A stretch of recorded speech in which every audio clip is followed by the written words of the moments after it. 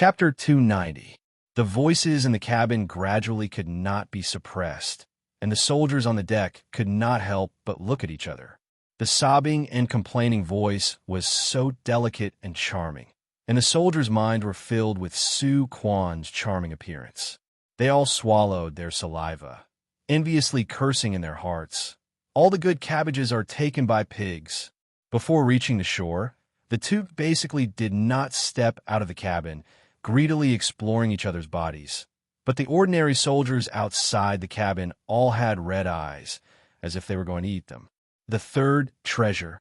Su Quan intentionally paused for a moment before raising her head to look at Song Qing-shu, and the flirtatious expression that flowed within her eyes was extremely charming.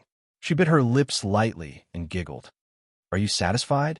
It is indeed a rare treasure, but I hate that I can't play with it all the time." Holding Su Quan's smooth and round shoulders, Song Qing-shu sighed sincerely. "Then will you take the Divine Dragon Island as your home now?" Su Quan pressed her face against Song Qing-shu's chest, her fingers naughtily drawing circles on his skin. "The disciples of the Divine Dragon Island only listen to me, but I listen to you. You've already given me the three most precious treasures of the Divine Dragon Island, so the Divine Dragon Island is naturally my home." Song Qing-shu couldn't bear the itch anymore. He promptly grabbed her moving hand and held it tightly in his hand. How good it would be if this ship could sail like this forever. Thinking that she would soon have to go to Shengjing to face Hong Li, Su Quan's expression was mixed with a trace of loneliness. Knowing what she was worried about, Song Qing-shu patted her body gently and comforted her. "Don't worry, I will definitely protect you. At worst, I will take you far away, and let's see who in Shengjing can stop me. I know you're capable, okay?" Su Quan rubbed the tip of her nose against Song Qing-shu's chin. "But even if you can protect me, you can't protect the entire Divine Dragon Island. Are you willing to do that?" She was such a smart person that she could naturally see through Song Qing-shu's feelings for the Divine Dragon Island. "I have already obtained the most precious treasure of the Divine Dragon Jiao. What does the rest of the Divine Dragon Jiao count for?" Song Qing-shu sincerely looked at her and replied, "Although I don't know if you're lying to me, I'm really touched by you." Su Quan buried her head in Song Qing-shu's arms and quietly listened to his heartbeat. Song Qing-shu smiled faintly and declined to comment. "I've given you such a large dowry. What kind of status are you going to give me in the future?" Su Quan suddenly raised her head and looked at Song Qing-shu with a smile. "That will depend on how far I can go in the end." Song Qing-shu did not answer her directly. His eyes became incomparably deep, and no one knew what he was thinking. "I hope it's not too bad. Otherwise, I'm worried that I'll feel like I've suffered a loss," Su Quan said with a pout. "What if I can't go on and have no choice but to conceal my identity and go back to my hometown to farm?" Song Qing-shu curiously looked at her. "Hee, although the Divine Dragon Island is not big, it doesn't lack a few acres of land. Considering our past relationship, I'll give you a position as a male pet when you come to the Divine Dragon Island, and I'll also give you a few pieces of land to farm." Su Quan's long and charming eyes contained an endless smile. "That's a bit too miserable." Song Qing-shu's whole body shivered. Thinking of the male pet she mentioned, he didn't know whether to laugh or cry. "I'll let you raise a male pet." After saying that, he turned over and pressed her down. His hands moved up and down, making Su Quan tremble and repeatedly beg for mercy. Although the voyage was charming, the ship would eventually reach the shore. When Song Qing-shu helped Su Quan get off the ship, he noticed the accompanying soldiers' fiery gazes. He felt somewhat inexplicable. He didn't expect Fu Qinggan to be so popular. Even ordinary soldiers were full of hatred when they saw Su Quan. It seemed that he had to protect her. Therefore, he held Su Quan's hand even tighter. How could he know that the target of their hatred was obviously him? The desolate and deserted scene along the way was very different from the last time he came to Shengjing. Feeling the murderous aura in the air, Song Qing-shu frowned. He thought in his heart, could it be that Hong Li is planning to kill me on the street? He secretly pinched Su Quan's hand, signaling her to be vigilant. Song Qing-shu also circulated his internal energy and secretly became alert. The accompanying soldiers had already sent someone to report to Prince Bao's residence. Unfortunately, there was no news. Gradually, the surrounding soldiers' expressions became subtle. Song Qingshu smiled coldly. He knew what these people were thinking. They must have thought that Hong Li was going to make a move on him. Let's go to Prince Bao's residence to take a look. Putting the teacup back on the table, Song Qingshu decided not to wait any longer. The other soldiers didn't dare to stop him. They just secretly guarded against him in case he ran away. If I really want to run, can this group of people stop me? Song Qingshu smiled disdainfully. He didn't care.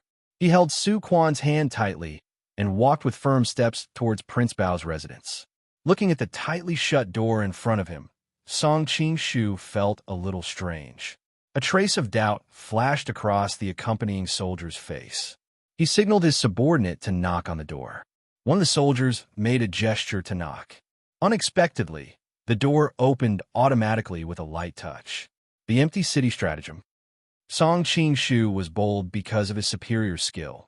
He thought that he would have to face Hong Li sooner or later anyway, so he did not mind at all. He took the lead and walked inside. Seeing this, the group of soldiers also followed in a single file. After walking for a short while, Song Qingshu pulled Su Quan to his side and stopped.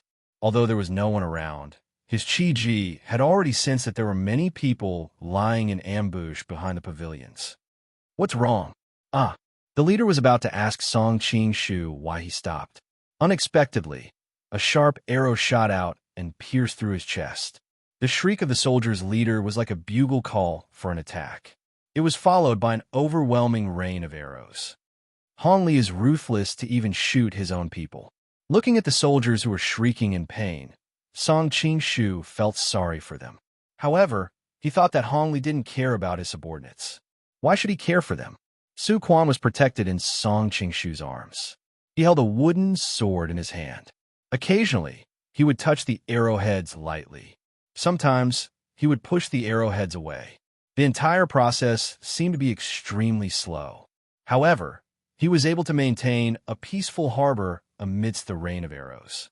Ding, ding, dang, dang. Accompanied by the sound of arrowheads falling on the stone slabs, the two of them were quickly surrounded by arrows. From the corner of his eyes, he saw that the last soldier who accompanied them had fallen. Although he was their enemy and not their friend, Song Qingshu still couldn't suppress the anger in his heart. He was no longer limited to shooting down the arrows that were shot at him. Instead, he skillfully changed the direction of the arrows. This way, the arrows that were shot at him from the front were guided to his back, and the arrows from the left were guided to his right. Screams rose and fell from the surroundings. Not long after, a familiar voice rang out.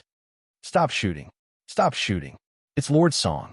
Seeing Dolong running over in a hurry, Song Qingshu was extremely shocked. Chief Dolong, why are you here? Dolong's face was full of joy. He chuckled and said, The Emperor is here. How can I not be here? How is that possible? Song Qingshu's first reaction was that Dolong was joking. It should be known that Kangxi and Hong Li were only maintaining a friendly relationship on the surface. In private, they both wanted to kill each other. How could Kangxi be so stupid as to come to Hong Li's headquarters? Lord Song, quickly follow me to pay your respects to the Emperor.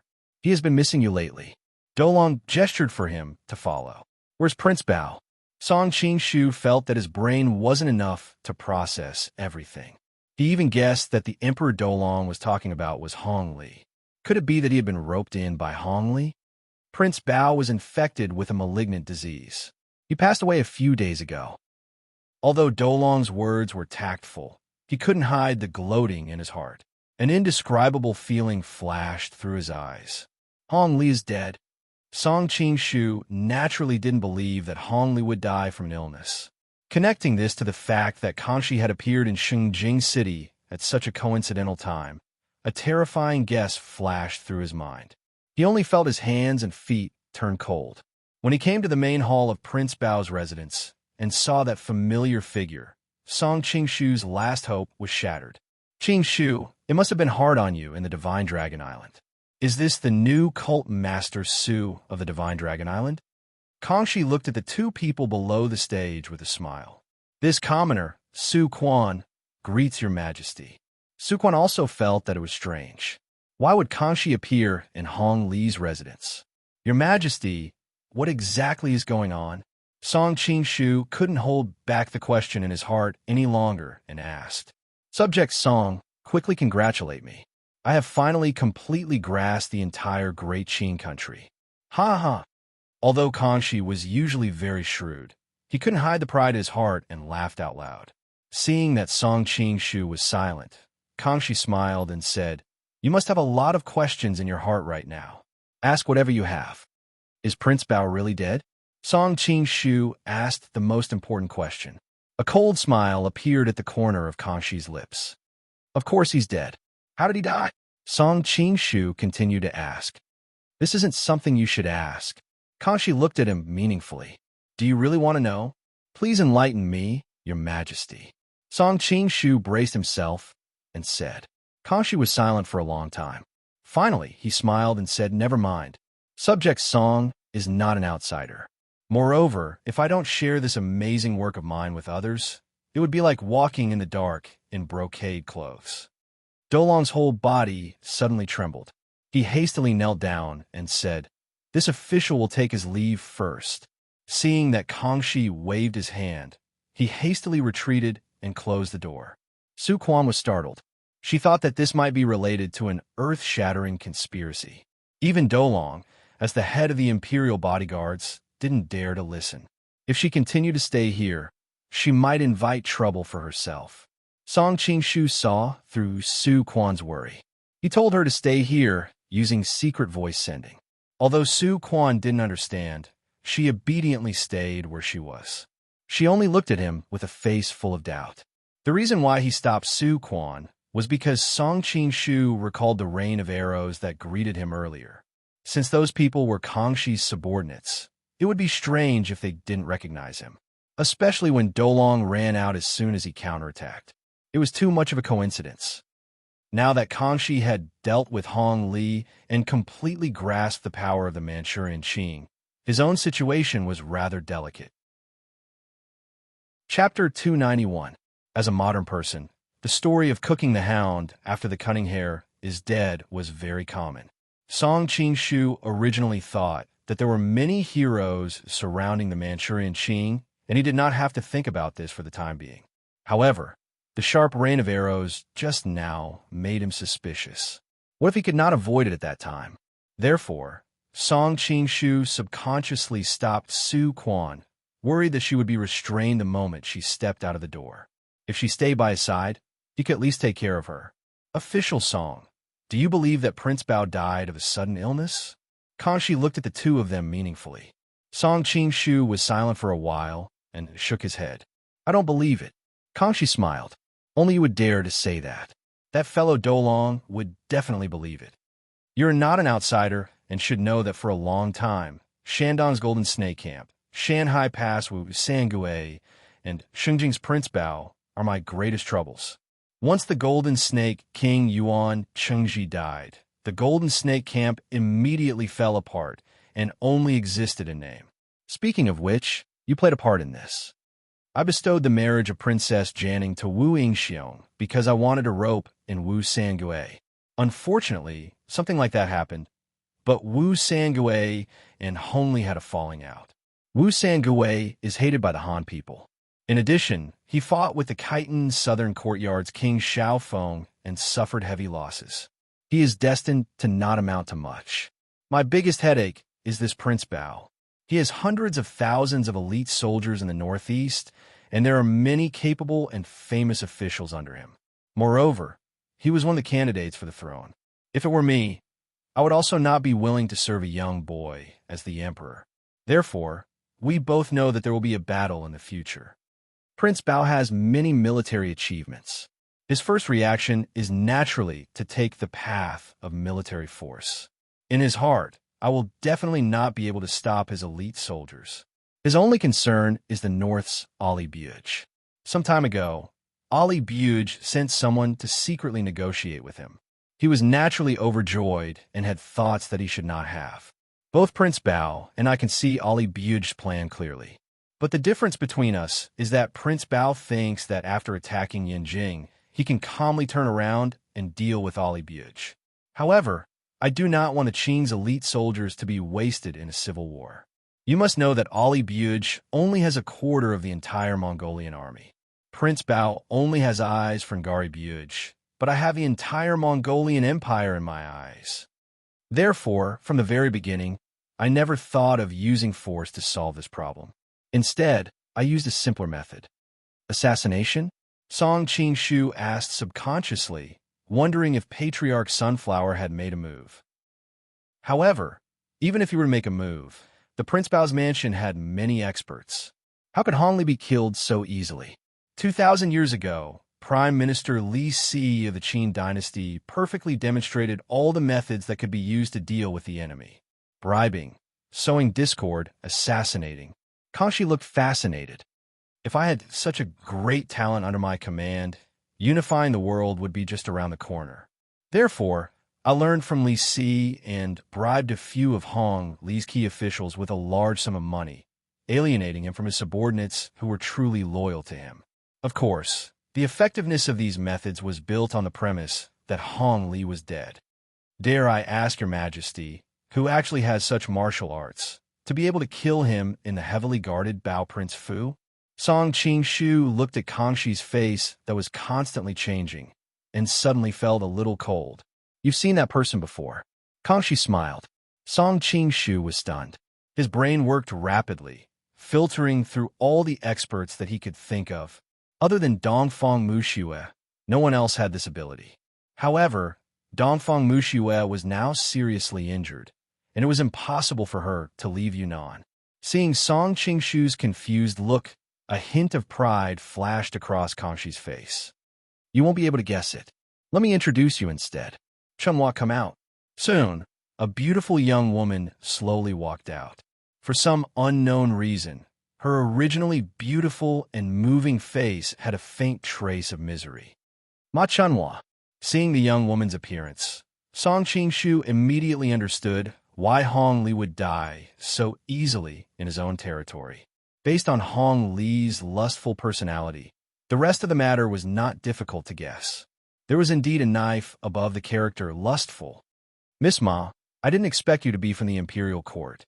Song Qingshu smiled bitterly. Looking at the man in front of her who had saved her life several times, Ma Chunhua revealed a trace of a bitter smile. During this period of time, she had been applying a special medicine. Every time Hong Li shared a bed with her, the poison in his body would increase by a notch. In order to achieve Kangxi's goal as soon as possible, Ma Chunhua also used all her skills to please Hong Li. Finally, she successfully obtained Hong Li's favor, and the number of times she visited him also increased. Finally, step by step, she sent him to his death. After experiencing so many things, Ma Chunhua was no longer the naive young girl of the past. She was very clear that although she had made a great contribution to Kangxi, this contribution could not be made public. Moreover, she had successively given it to Fu Qinggan, Su Zheng, and Hong Li.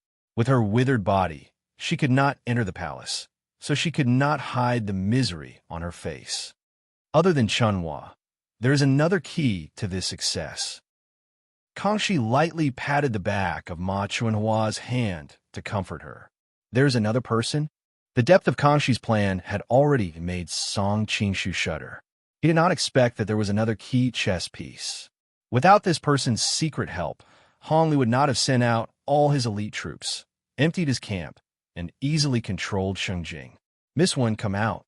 This is Miss Yang Miaozhen, who is known as the Red Lady. She pretended to be Yuan Chengji's widow, Xia Qingqing, and cheated Hong Li's trust. If it was not for the news that the Golden Snake Camp was about to rise from Shandong, Hong Li would not have rushed to seize Divine Dragon Island in order to attack by land and water, leaving Shengjing empty. Looking at the beautiful woman with a bright and moving face, Song Qingshu's hands and feet became cold. The person who came was not someone else, but Miss Yu, whom he could not bear to part with, Xia Qingqing. Song Qingshu thought for a moment and quickly saw what Xia Qingqing was planning. Previously, he thought that she really wanted to cooperate with Hong Li. hoping that one day they could break into the capital and kill Kangxi to avenge her husband. Who would have thought that Xia Qingqing knew early on that not only would it take a long time, but the chance of success was only 50%. It was better to use Hong Li as a stepping stone to gain Kangxi's trust than directly mix in with him and then wait for an opportunity to assassinate him. When she saw Song Qingshu, Xia Qingqing's face suddenly became a little pale. As long as the other side said a word, her painstaking plan would be in vain. Not only would she not be able to take revenge, but she would also probably die on the spot today. Kangxi was watching the two people's expressions from the side, looking quite playful. I have long heard that Shandong's Red Lady is known as Pear Blossom Spear, unrivaled in the world. If there's a chance, Song Mao would like to experience it. Song Qingshu gave Xia Qingqing a meaningful look, but did not expose her identity. He had also heard of Yang Miaozhen's famous name. In recent years, due to internal strife, the Golden Snake Camp had been declining day by day. Another Redcoat army had risen in Shandong, and it was said that the leader, Yang Miaozhen, was a woman, and her identity had always been mysterious. Xia Qingqing breathed a sigh of relief in her heart, and her eyes were full of gratitude. Following his words, she said, "This little sister's insignificant skills naturally do not dare to show off in front of Sir Song. Sir Song's glorious achievements in recent years. This little sister also greatly admires Sir Song. Beloved Song, this is your fault. You are our great Qing's #1 expert. Why make things difficult for a girl?" Kangxi hurriedly came out to smooth things over, as if worried that the two of them would not agree and start fighting. Suddenly seeing the incomparably charming Su Quan standing next to Song Qingshu, Xia Qingqing felt a trace of jealousy in her heart. She unconsciously said, "However, what this little sister most admires her Song is not martial arts, but that no matter where you are, you always have 1,000 charming and beautiful bosom friends by your side." Women's natural sensitivity allowed Su Quan to sense Xia Qingqing's indescribable hostility. She knew in her heart that there must be something strange between her and Song Qingshu, but she knew that this was not the time to ask, so she only faintly smiled and maintained her silence. As soon as Xia Qingqing opened her mouth, she regretted it in her heart. All along, Song Qingshu had treated her extremely well.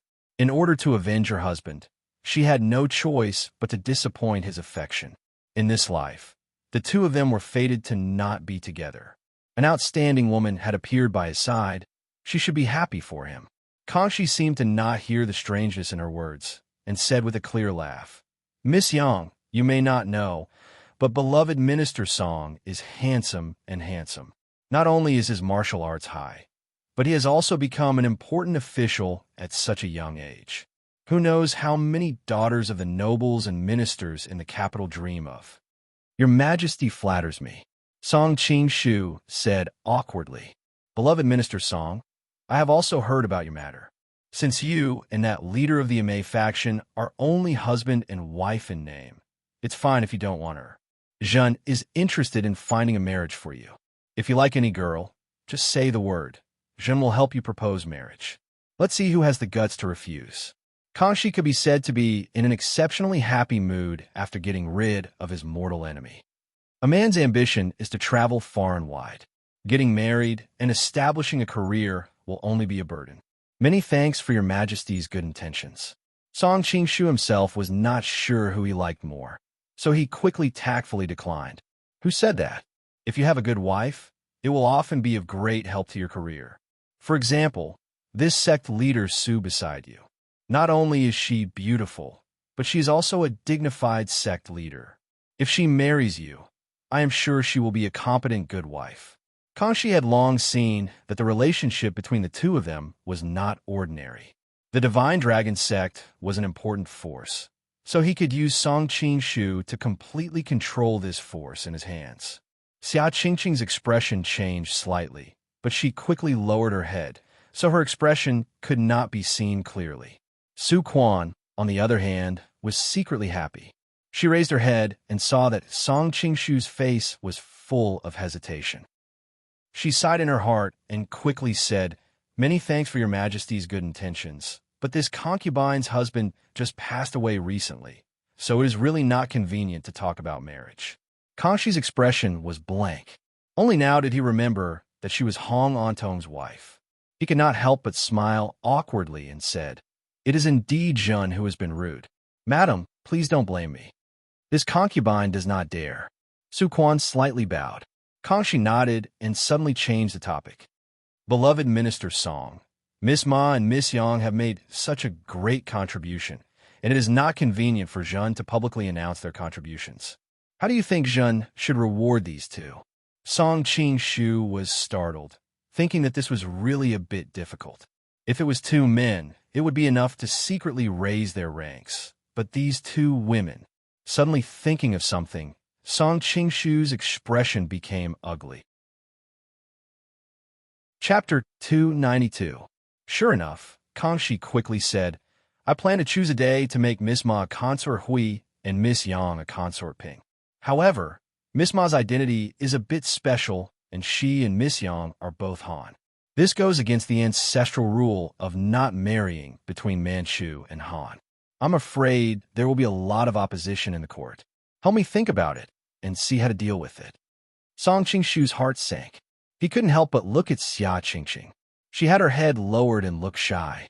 Song Qingshu knew that this was just her disguise. Her revenge plan was finally going to succeed. If Xia Qingqing submitted to Kangxi, even if she could get close to him with her second or third-rate martial arts, it would be impossible to assassinate Kangxi. But becoming Kangxi's concubine was different.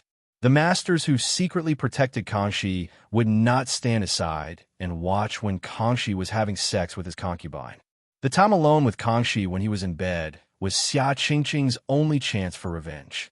In a flash, Song Qingshu understood everything. On one hand, he admired Xia Qingqing's unswerving loyalty to avenge her dead husband. On the other hand, he was angry that she did not consider their friendship at all. "Subject Song, have you thought a good plan?" Seeing Song Qingshu's expression change, Kangxi asked in confusion. "This is not difficult." Song Qingshu took a deep breath and slowly said, "Horkin 3rd rank Gongji, Ayushi's daughter. She was chosen to enter the palace at a young age. Before she was conferred a title, she died a few days ago. Not many people know of this.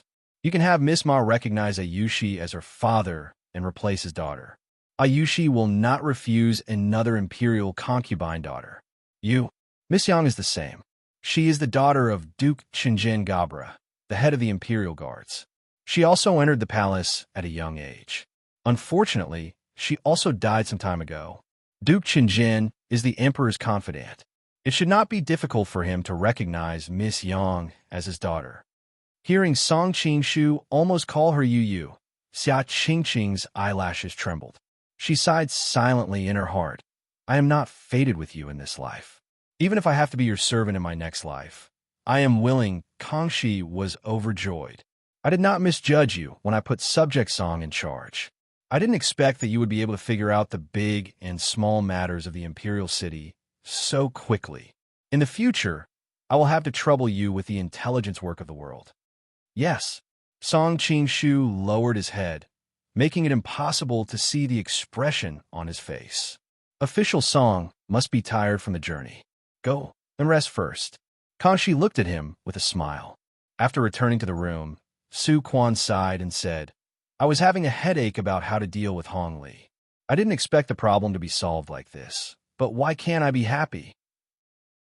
Song Qingshu was standing by the window with his hands clasped behind his back, looking into the distance. He said indifferently, "Previously, Kangxi, Hongli, and Wu Sangue, 3 legs of a tripod. Naturally, the divine Dragon Island was able to benefit from both sides, living a free and unfettered life. Now that the balance of power has been broken, Wu Sangue is being attacked from both front and back. Not only does he have to face the Chitin War deity Xiaofeng, he also has to face Kangxi, who is eyeing him like a tiger watching its prey. It's only a matter of time before he succumbs. Similarly, Shenlong Jiao has no choice but to submit to the imperial court. What's your plan?" Su Quan came to Song Qingshu's side and asked softly. In her heart, She understood very well that the divine dragon sex situation was not the same as Song Qingshu's current situation. I was thinking about what Ouyang Feng said to me on the island. Now it seems that I have indeed fallen into Kangxi's trap from the beginning. The gap in strength between the two sides is getting bigger and bigger. Song Qingshu sneered. Song Lang, you don't need to worry too much. If you are unhappy under Kangxi's hands, with our martial arts, it's not impossible to laugh arrogantly in Jianghu. Su Quan hugged his waist from behind, her pretty face tightly pressed against his back. You and I are not that kind of person. Song Qingshu sighed softly. Right, what is going on between you and that Miss Yang? Su Quan smiled slyly and raised her head to look at him. What do you mean, what is going on? Song Qingshu pretended not to understand. It's not like I'm jealous. Lang Jun, why do you need to hide it from me? Su Quan gave a dissatisfied snort. Anyone with eyes can see that you two have an affair. You have guts. Even the future imperial concubine is your lover. It's not as bad as you say. There is nothing between me and her. There is nothing. Song Qingshu smiled bitterly. Su Quan widened her eyes and looked at him for a while. Seeing that his expression didn't look like he was lying, she suddenly understood. I understand. You have feelings for me, but unfortunately, you have never succeeded. As she spoke, Su Quan suddenly became depressed. If I knew that Hongli was already dead, why would I hastily give my body to you? You men are not good things. What you can get is always the best. What are you talking about? Song Qingshu didn't know whether to laugh or cry. I have something to do right now. I'll go out first. You rest well. Finishing, he didn't wait for Su Quan to reply and quickly disappeared outside the door. Su Quan stomped her feet in anger. And you still say there is no affair? Look at how distracted you are. In a secluded corner of the prince's mansion, Song Qingshu looked at a certain person in the shadows and smiled bitterly. So you came too. Patriarch Sunflower laughed dryly.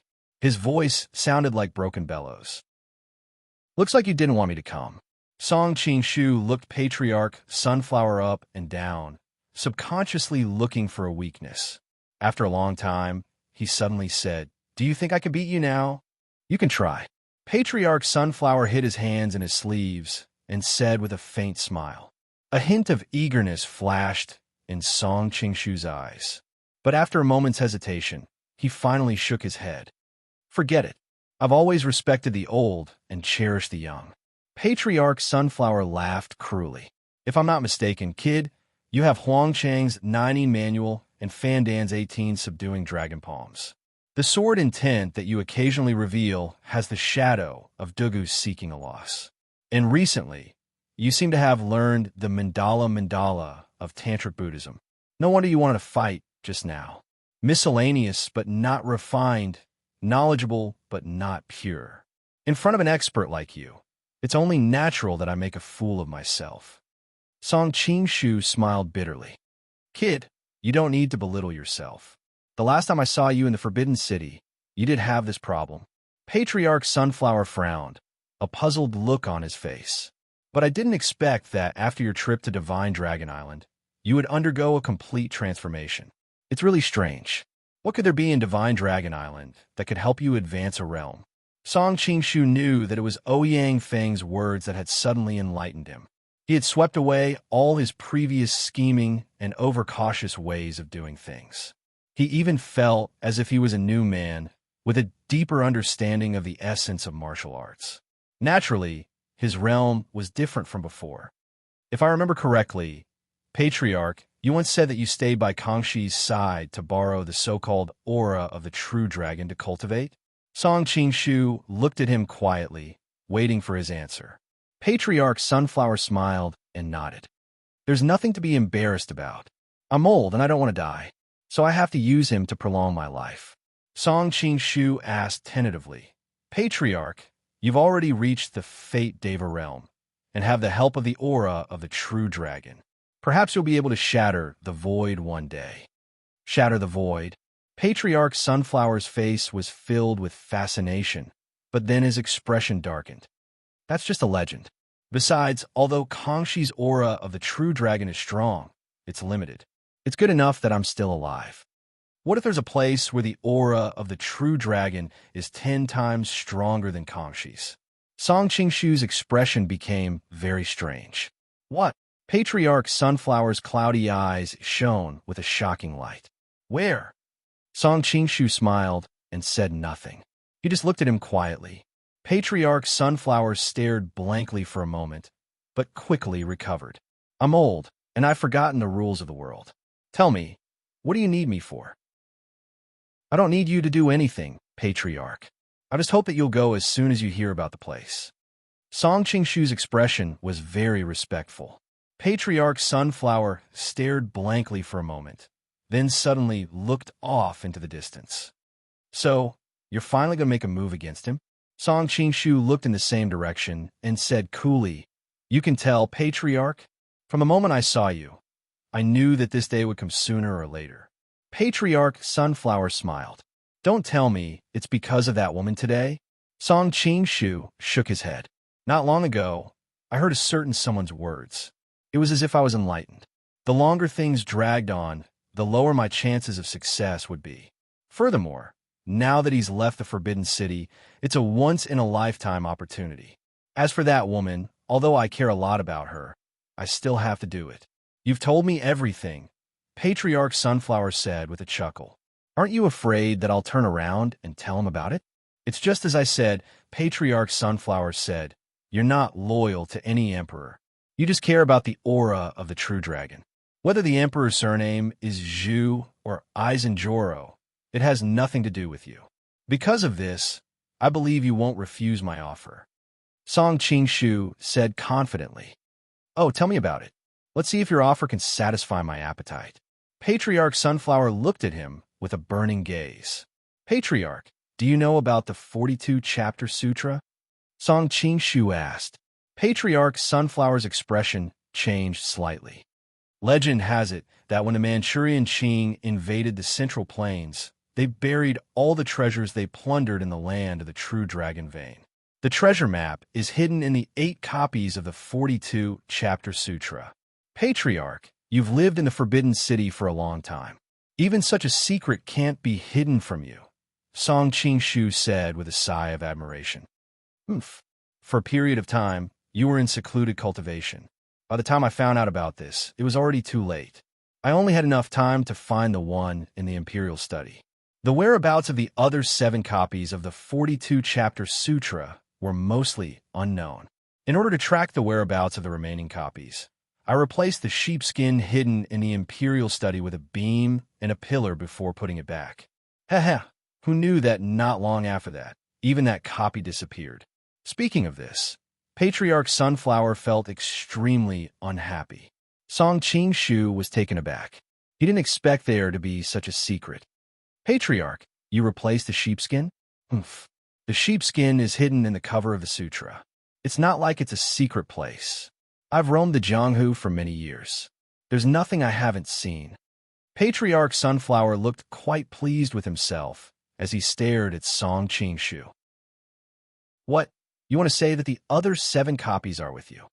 Song Qingshu laughed bitterly.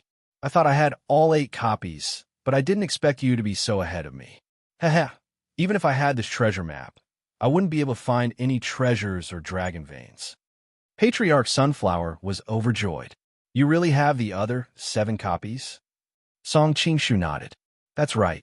Since you still have a portion, you'll know that I'm not lying when you compare the 2. Patriarch Sunflower looked very excited. Of course you wouldn't lie to me if you wanted to do something like this. I didn't think I'd have the chance to touch the heavenly Tao in my lifetime. Give me the sheepskin of the other 7 copies, and I'll immediately go to the dragon veins of the Manchurian Qing. I won't interfere in your affairs. According to history, the Manchurian Qing dynasty had 268 years of luck. The dragon veins contained true dragon qi, which naturally far exceeded that of an emperor. No wonder Patriarch Sunflower didn't hesitate to abandon Kangxi. Chapter 293. All right. Without hesitation, Song Qingshu handed the map to Patriarch Sunflower. Patriarch Sunflower's hands trembled as he held the map. He had long since memorized the clear yellow flag's map by heart, and with a quick glance, he knew that it was the real deal. Carefully putting it away, he looked at Song Qing-shu and said, "Kid, I'm in a good mood today. Do you want me to help you out?" Song Qing-shu could tell how agitated Patriarch Sunflower was when he saw his wrinkled face twitching uncontrollably. If Song Qing-shu asked, he would definitely be willing to help Kanshi. But Song Qing-shu shook his head and refused. "This is between me and him. I want to settle things with him alone." Patriarch Sunflower was stunned. He didn't expect Song Qing-shu to be so ungrateful, but it was just a casual remark. His mind was now focused on the Manchurian Qing's dragon vein. "So," he said, "all right, I'll take my leave then." With that, he disappeared like a puff of smoke. Compared to Patriarch Sunflower, my lightness skill is still lacking. Song Qing-shu was stunned and couldn't help but sigh. Night fell. Kanshi was alone in his room, dealing with memorials to the throne. At the same time, he was thinking, now that Shunjing is completely under my control, the families of the generals are also in my hands. Moreover, Hong Li is dead, and I've sent people to watch over his sons. Everything is a foregone conclusion. After receiving my imperial edict, if nothing unexpected happens, those generals will probably submit. But I can't be careless. I have to guard against Hong Li's trusted subordinates. Kangxi felt irritated as he thought about it. He tossed his brush aside, too lazy to read through the memorials. Suddenly, he thought of Ma Chanhua, and his heart skipped a beat. That innocent girl had now grown into a charming young woman, especially when he thought of her special status. Kangxi felt a certain part of his body heat up. "Little Deng, summon Miss Ma." But there was no response from outside. Kangxi was furious. This bastard slave. Isn't he afraid of losing his head? Suddenly, his expression changed as he looked at the figure in the shadow of the pillar. "Your Majesty, there's no need to shout. Little Deng can't hear you." Song Qing-shu walked out step by step. Kangxi's heart sank, but a warm smile appeared on his face. "Dear Minister Song, why are you looking for me so late at night?" Song Qing-shu was silent for a long time. In the end, he chuckled lightly. "Why does your Majesty need to pretend to be ignorant?" Kangxi's expression suddenly became very gloomy.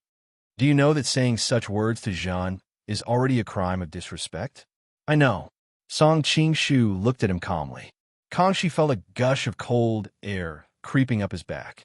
In a deep voice he said, "Song Qing-shu, if you withdraw now, Zhen will consider your meritorious service in the past. I will let bygones be bygones." Hearing Kangxi's words, Song Qing-shu smiled. "We've already come to this point. Do you think I'll retreat?" Kangxi had just eliminated Hong Li. His self-confidence had reached an unprecedented peak. A gush of anger welled up in his heart. Waving his hand, he said in a cold voice, "Kill him." Following Kangxi's order, four men in black slowly walked out from the darkness, faintly surrounding Song Qing-shu in the middle. "Dear Minister Song, do you really think Zhen doesn't have any kung fu experts under my command?" Kangxi snorted coldly. "The Great Qing has vast territory and abundant resources. Using the Imperial Court's power, we have collected all kinds of peerless martial art manuals. These people have received the strictest training since childhood, practicing the best martial art. Any one of them in Jianghu is not inferior to any Shaolin or Wudong sect leader." Feeling the murderous aura coming from these men, Song Qing-shu frowned. As soon as he heard Kangxi's words, he mercilessly mocked, "I don't dare to say anything about Shaolin sect leader, but Wudong sect leader. Zhang Zhenren, let them use only one hand. He won't feel any pressure at all." Upon hearing this, the men in black became furious. Their leader signaled them to calm down and ridiculed, "We don't dare to say anything about Zhang Zhenren. As for your distinguished self, in our brother's eyes, you're nothing more than a chicken or a stray dog. Wasn't that so-called #1 expert of Shengjing, True Jade, killed by me in one move?" In his early years, True Jade had fought Golden Snake King Yuan Qingji to a draw. After relying on Hong Li, he swept through Shengjing and was invincible. For a time, he was in the limelight, but in the end, he was easily defeated by Song Qingshu several times. This made the people of the world increasingly feel that Song Qingshu was unfathomable. However, these men in black had easily killed True Jade, so they naturally didn't think that Song Qingshu was anything special. Oh, Song Qingshu was startled. True Jade could be considered a top-notch expert in Jianghu. Moreover, his Qinggong was outstanding, yet he had died in their hands. It was truly inconceivable. True Jade died just like that. Seeing a trace of arrogance on the other side's face, Song Qingshu's expression became dignified. Perhaps these people would be somewhat troublesome. Tell me your name. Song Mao has never killed a nameless person. Song Qingshu was no longer the same as before, so he quickly calmed down and lightly said, "When you see the King of Hell, remember to tell him that the one who killed you is Wei Mo." Just as his voice fell, the leader of the group disappeared. With a flash of blade light, Wei Mo had already returned to his original position. A drop of bright and glistening blood hung on the tip of the blade. "Your blade is very fast." Song Qingshu looked at the wound on his shoulder and said with a tone of praise. Although he had clearly gained the upper hand in the first move, Wei Mo's face didn't show any joy. He bitterly smiled and said, "Your Qinggong is even faster. What is this move called?" Song Qingshu curiously asked. "Meteor Fall," Wei Mo said in a deep voice. Although he wasn't famous, he was a rare martial arts prodigy. After mastering all kinds of martial arts, he created a move called Meteor Fall. From then on, he only needed one move to kill anyone. Even someone as strong as True Jade was no exception. Unfortunately, in the end, Song Qingshu still managed to dodge it. As expected, it's as fast as a meteor. As he spoke, Song Qingshu already had the wooden sword in his hand. "Then, please have a taste of my move." Wei Mo didn't dare to be careless anymore. He hurriedly called for the others to attack together. Song Qingshu casually raised his sword and swung it behind him. The despairing eyes of the other three black-clothed men reflected the sword images that filled the sky. Even after using all their skills, they still couldn't stop the sword chi from penetrating their bodies. Seeing this, Wei Mo's eyes almost popped out of their sockets. With a roar, he used 120% of his power. Under the combination of grief and anger, this move had already surpassed his previous limit. Seeing that Song Qingshu's wooden sword was still behind him, Wei Mo was confident that Song Qingshu could no longer dodge it. Suddenly, Wei Mo's expression changed. He saw that the wooden sword in Song Qingshu's hand was like an antelope hanging its horn. It very naturally turned to the front.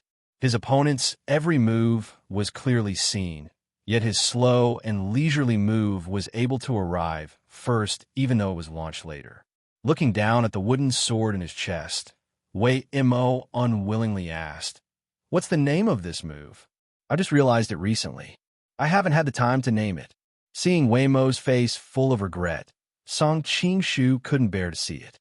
Suddenly, he thought of a certain manga for his previous life and quickly said, "Oh, let's call it Sword 23.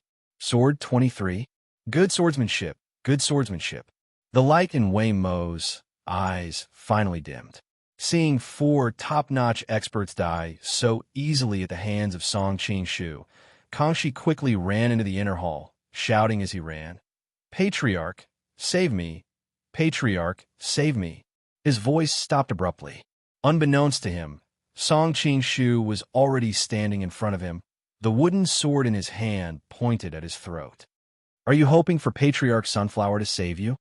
A hint of regret appeared on Song Qingshu's face. "He's long since left for Changbai Mountain in search of your Qing dynasty's dragon vein." 42 Chapter Sutra?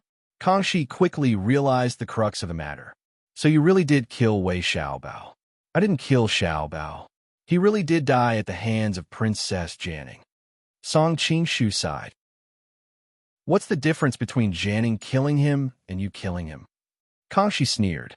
"That blockhead Janning didn't even know that he was being used before he died." "It seems that your majesty has long suspected this," Song Qingshu said, putting away his wooden sword and sighing. Kangxi was, after all, a fierce and ambitious man of his generation. After his initial panic, he quickly calmed down. Even though he knew that he was going to die for sure, he didn't want to show the slightest bit of embarrassment. That's right. As soon as I heard about what happened in Shanghai Pass, I knew that there was something fishy about it. After that, I asked the others in the mission about what happened that day. After countless deductions about the mastermind, I came to the conclusion that you were the only possibility. Why didn't your majesty punish me then? Song Qingshu was very impressed with Kangshi's calmness. After all, you're a rare talent. I thought I could see through you. I want to make full use of you, then get rid of you to avenge Wei Xiaobao. Who knew that would be the biggest mistake I've made in my life? Kangxi seemed very upset. There's no need to regret it, your majesty. You've actually succeeded. If I hadn't heard someone's words, I wouldn't have realized that you've already seen through all my plans. Song Qingshu said with lingering fear. Indeed, when I first saw you, I knew that you weren't willing to be under someone else's command. Sooner or later, you'll rebel against me. Kangxi smiled bitterly. But the winner takes all. There's no point in saying more. Compared to this, I'm more curious. If you kill me now, other than a pitiful reputation, what benefits do you get? Song Qingshu was silent for a while. He took out a mask that was as thin as a cicada's wing and put it on his face. He didn't say anything and just looked at Kangxi quietly. Good. Your Majesty's plan is profound and your preparation is thorough. It's not an injustice for me to lose. Looking at the face in front of him that was exactly the same as his, endless coldness emerged from the depths of Kangxi's bones. He couldn't help but tremble all over. Now that things had come to this, he was completely in despair. This is the disguise technique that a little servant girl from Gusu's Murong family taught me. I've always believed that it's much more useful than the 9 yin and 9 yang techniques. Thinking of the time when icy snow brought him to Swallow Dock to seek medical treatment, Song Qingshu couldn't help but feel a trace of warmth in his heart. Song Qingshu, I only have one request before I die. Kangxi's face was pale. He used all his strength to make his voice not tremble so much. As long as it's not too much, I can promise you anything. Looking at the man in front of him who seemed like an enemy, yet a friend, Song Qingshu said sincerely, "Be a good emperor for me." Kangxi finally calmed down. Song Qingshu was stunned. He never expected that Kangxi's last words would be this. When he was about to ask, he saw Kangxi pick up a knife from the ground. With a rather insolent expression, he said, I'm the son of heaven. Other than the heavens, only I can take my life. After saying that, he raised the knife and committed suicide. Chapter 294. Looking at Kangxi's dejected figure falling down, Song Qingshu unexpectedly felt a trace of sadness. After all, they had known each other for so long. More or less they appreciated each other's characteristics. Unfortunately, the two of them were destined not to be friends. From his bosom he took out another prepared mask and carefully pasted it on Kangxi's face, and then quickly exchanged their clothes. Finally, after confirming that there were no flaws, Song Qingshu loudly called for people to come in. When Doran rushed in with the Imperial Guards, he saw the corpses all over the ground, and then saw Kangxi weakly lying on the bed.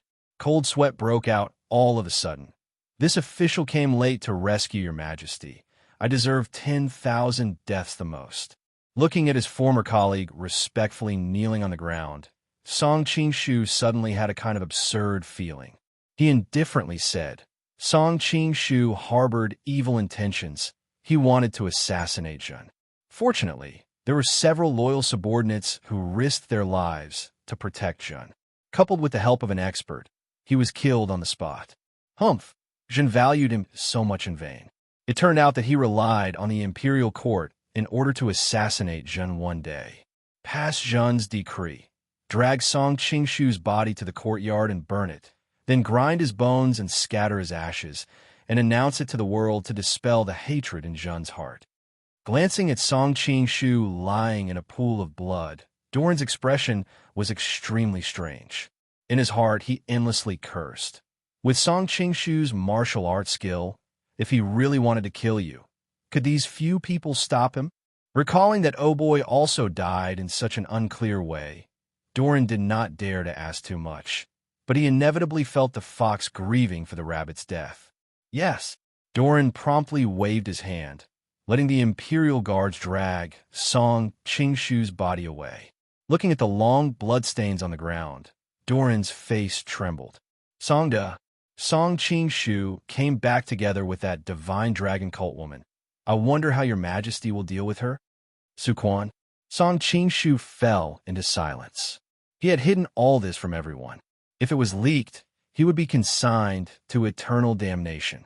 Although Su Quan had skin contact with him, Song Qingshu still couldn't figure out this woman's mind. Naturally, he didn't dare to tell her the truth. However, he couldn't just ignore it, or else his subordinates might go and eliminate the root of the problem. Divine Dragon Island is still very important to the Imperial Court. Go and appease Cult Master Su personally. Song Qingshu's assassination was an individual act, and it has nothing to do with her. I'm tired. You may withdraw first. Yes, this servant will increase the number of guards outside. Your Majesty can rest assured. Doran slowly retreated. The moment he closed the door, he couldn't help but look inside. He didn't know why, but he felt that something was wrong inside, but he couldn't put his finger on it. In the end, he shook his head helplessly and blamed himself for being too shocked by what had happened today. Very soon, everyone in Prince Bao's manor knew what had happened. Su Quan felt dizzy and almost lost her balance. She could only see Doran's mouth opening and closing, but she couldn't hear what he was saying. There was only one thought in her mind. He's dead, he's dead. He has such high martial arts. How could he die? Song, where's Song Qingshu's corpse? I want to take a look. Su Quan's teeth were about to shatter as she stared at Doran in a daze. Doran revealed a troubled expression. His Majesty has decreed that Song Qingshu's bones are to be ground into ashes. No one is allowed to see him. Ground into ashes? Su Quan felt the blood in her entire body freeze. She couldn't hold on any longer and collapsed onto the ground.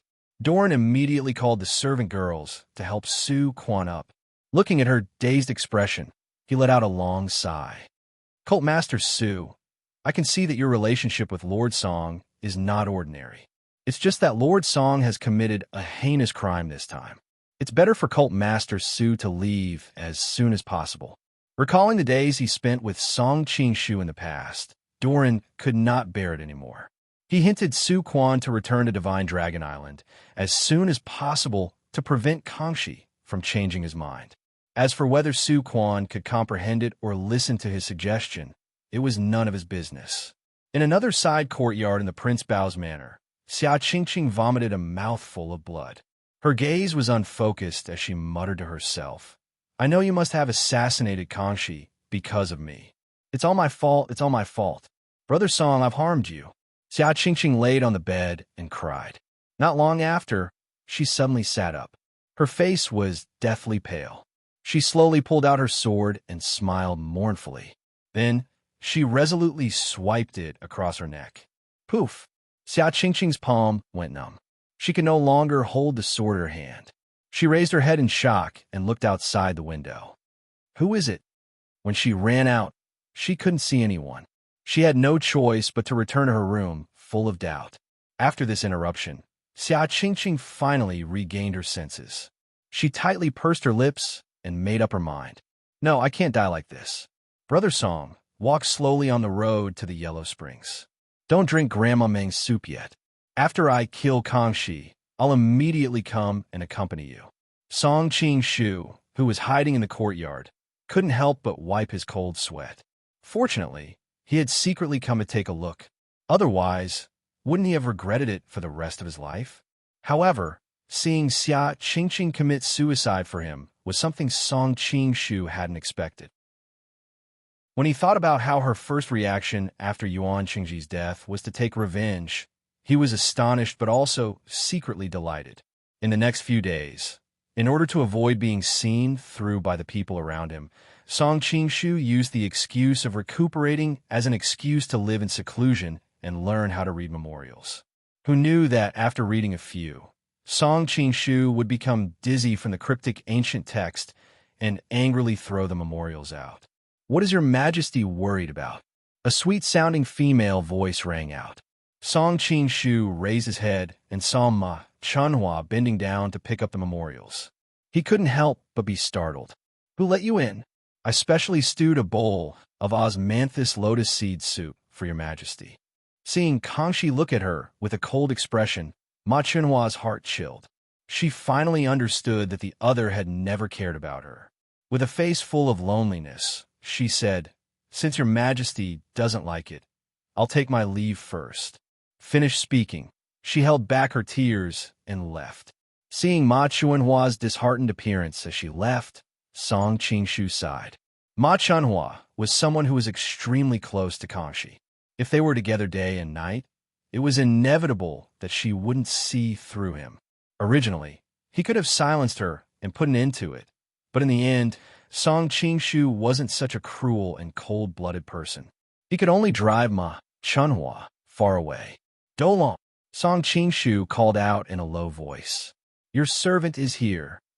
Dolong ran in a panic and knelt on the ground. "Are you the one who let Miss mine?" Song Qingshu asked coldly. "Your servant deserves to die. Your servant thought your majesty was in a bad mood recently." "Perhaps Miss Ma." Before he could finish, he was interrupted by Song Qingshu. "In the future, no one is allowed to come in without my permission." "Yes." Dolong regretted it too late. As someone close to Kangxi, he more or less knew about the ambiguous relationship between Ma Chunhua and Kangxi. Moreover, he knew that after returning to the capital, Kangxi would confer Ma Chunhua the title of concubine Hui. This time, he made the decision to let her in on his own accord to do this future imperial concubine a favor. He didn't expect that his flattery would backfire. Have the generals that Prince Bao sent to the Divine Dragon Island returned? Song Qingshu asked. "Reporting to your majesty, Li Shiyao, He Lansha, and Zhao Hui heard that Hongli was dead. In addition, their families are in Shengjing." After receiving the letter of surrender, although they were a little hesitant, they all surrendered in the end. Now, they are waiting in Shengjing for your majesty's punishment. What about Agui and Fuhong? Song Qingshu had wanted to replace Kangxi since a long time ago. He had investigated this information clearly. Hongli had 5 generals who held military power. Li Shiyao and the others were sent to Divine Dragon Island. Agui and Fu Hong had higher positions. They stayed at the northern border and were constantly on guard against the Mongolians' movements.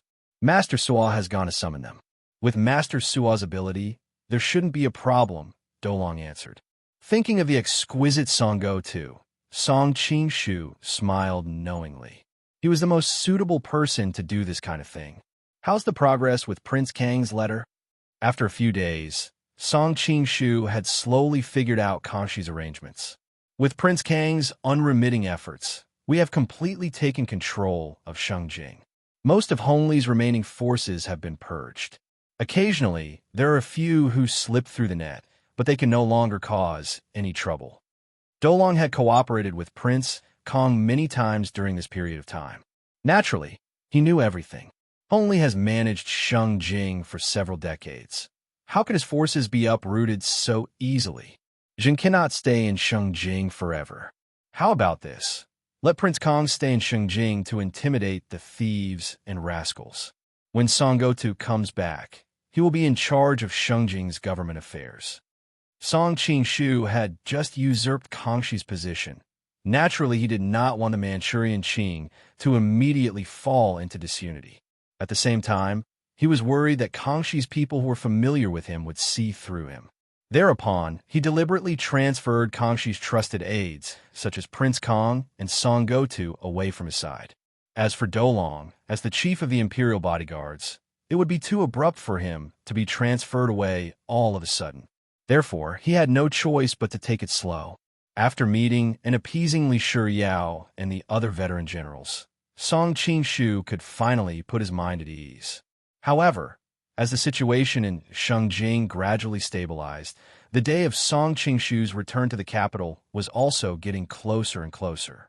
Compared to Shengjing, there were more people in the capital who were familiar with Kangxi, so it would be easier for him to see through him. However, The ministers under his command kept on sending memorials to urge him to return. Song Qingshu knew that delaying things like this was not a solution. Without any better option, he left Prince Kong and Song Gotu behind to organize the situation in the north, while he himself took Dolong and the others to return to the capital. Naturally, Ma Chunhua and Xia Qingqing were also among the troops returning to the capital. As for Su Quan, she found an excuse to return to Divine Dragon Island.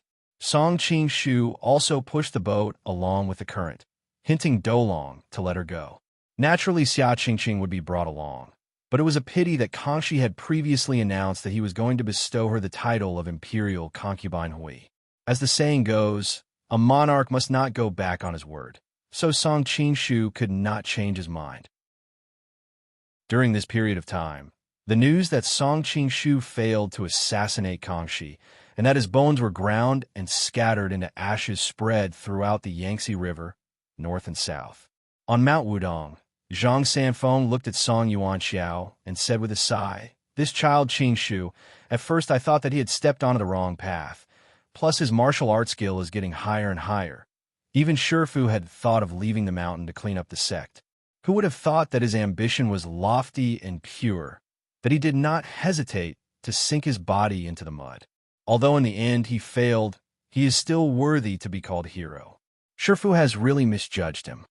On Mount Amei, Zhou Zhiruo shut herself in her room. The white python whip technique poured out in torrents, smashing everything in the room to pieces. Yunnan's 5 poison cult, Zhongling and Chu Fian were crying their eyes out. Dongfang Muxue stood with her hands behind her back, looking in the direction of Yin Jing. Her countenance was as cold as ice.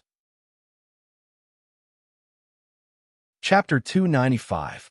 After returning to the Forbidden City, Song Qingshu found a deep sense of powerlessness. Because this action was too hasty, his own team had not yet been established. Although Song Qingshu wanted to place confidence in various key departments, he was surprised to find that there was no one who could be called a confidant. Previously, Song Qingshu planned to slowly develop the stick into his own private force. As the stick grew stronger, his team would naturally become more and more abundant. Of course, Song Qingshu did not regret this attack. He knew that according to the established plan, all his actions were actually under Kangxi's control. There was no such thing as the best of both worlds in the world. There were gains and losses, not to mention that the gains this time could be described as amazing. Sitting in the imperial study, he felt that the whole empire was under his control. That inexplicable excitement made it difficult for Song Qingshu to calm down. "Your Majesty, you should go to see the Empress Dowager." A little eunuch hesitated for a long time and finally came forward to remind him. This little eunuch was called Xiao Lizi. Wen Yu Dao and Wen Yu Fong, who used to be in the imperial study, were transferred to other places by Song Qingshu in the form of promotion. After all, Wen Yu Dao and Wen Yu Fong had served Kangxi for a long time. If they continued to stay by his side, it would be difficult for Song Qingshu not to reveal any flaws. The Empress Dowager? Song Qingshu subconsciously resisted going to see her. After all, he was not the real Kangxi. Unfortunately, this was the etiquette of the palace. After returning from Shengjing, he should go to pay his respects to the Empress Dowager. Thinking that he had to go to the Palace of Benevolence and Peace to pay his respects to the Empress Dowager every day, Song Qingshu felt a headache. He waved his hand casually. "Let's go. Let's go." With the sharp and thin voice of Xiao Lizi, a group of people soon surrounded Song Qingshu and walked to the Palace of Benevolence and Peace. Looking at the eunuchs and palace maids in front and behind, Song Qingshu secretly rejoiced. Fortunately, he did it in Shengjing. If he was in the Forbidden City, it would be troublesome to deal with these eunuchs and palace maids. Soon, Song Qingshu had a headache again. No matter where he went in the future, there would be so many people following him. It would be inconvenient for him to move. While he was deep in thought, he suddenly heard a sweet female voice. "This concubine greets your majesty." Song Qingshu was stunned. Only then did he realize that a group of palace maids were escorting a beautiful woman in palace attire to greet him. The beautiful woman in palace attire had snow-white skin and a beautiful face. It was Empress Xiao Tong, whom he had met once before. "Your Majesty," seeing that Song Qing-shu was staring blankly at her, Xiao Tong felt a sweetness in her heart. A trace of redness appeared on her face, and her flower-like complexion appeared exceptionally beautiful. "Oh!" Song Qing-shu finally reacted and hurriedly gestured for her rise. He remembered that he had to respectfully greet her before, but now he suddenly became her husband. For a moment, he couldn't help but have a ridiculous illusion. "Is your Majesty going to pay respects to the Empress Dowager?" Looking at her husband, whom she had not seen for a long time, Empress Xiao Tong's heart leaped with joy. She had just gotten married not long ago, and the two of them were still stuck to each other. Naturally, her words were filled with affection. Song Qing-shu instinctively nodded. He was worried that he was too cold and would make others feel strange. So he hurriedly asked, "Are you also going to the Palace of Compassionate and Peaceful?" This concubine has already paid respects to the Empress Dowager. Empress Xiao Tong's face suddenly had a trace of shyness. This concubine is just taking a stroll in the palace to relax.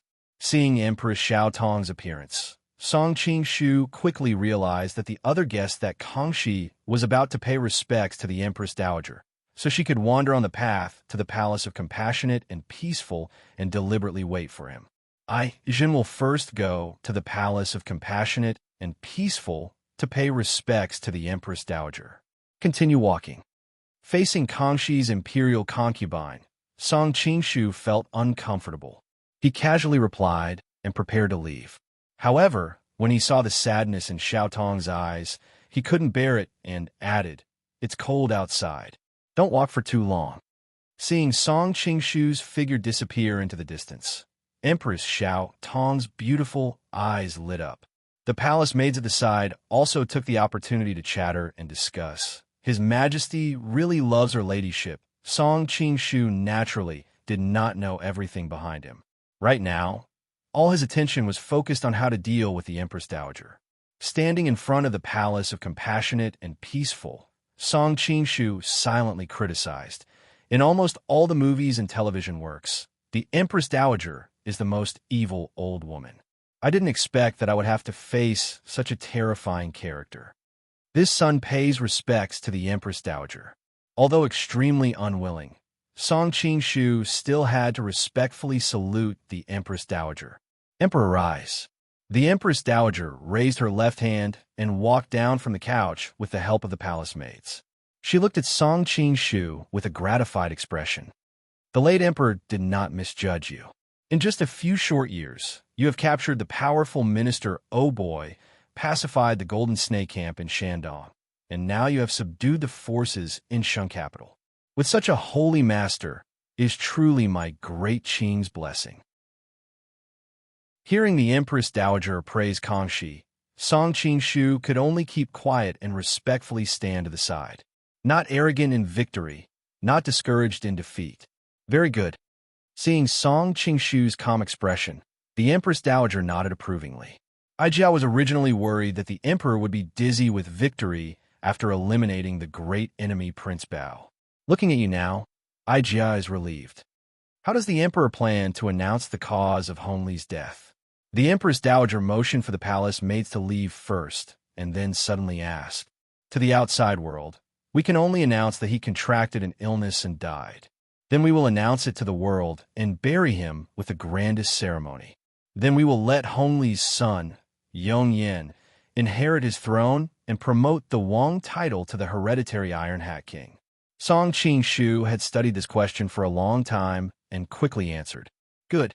No matter how much the outside world speculates, as long as they see you treat the descendants of Prince Bao so generously, I'm afraid that most people will not believe that you acted against Hongli. The emperor is becoming more and more adept at handling state affairs, but..." The Empress Dowager suddenly fell silent. Song Qing-shu was shocked and worried that he had exposed a flaw.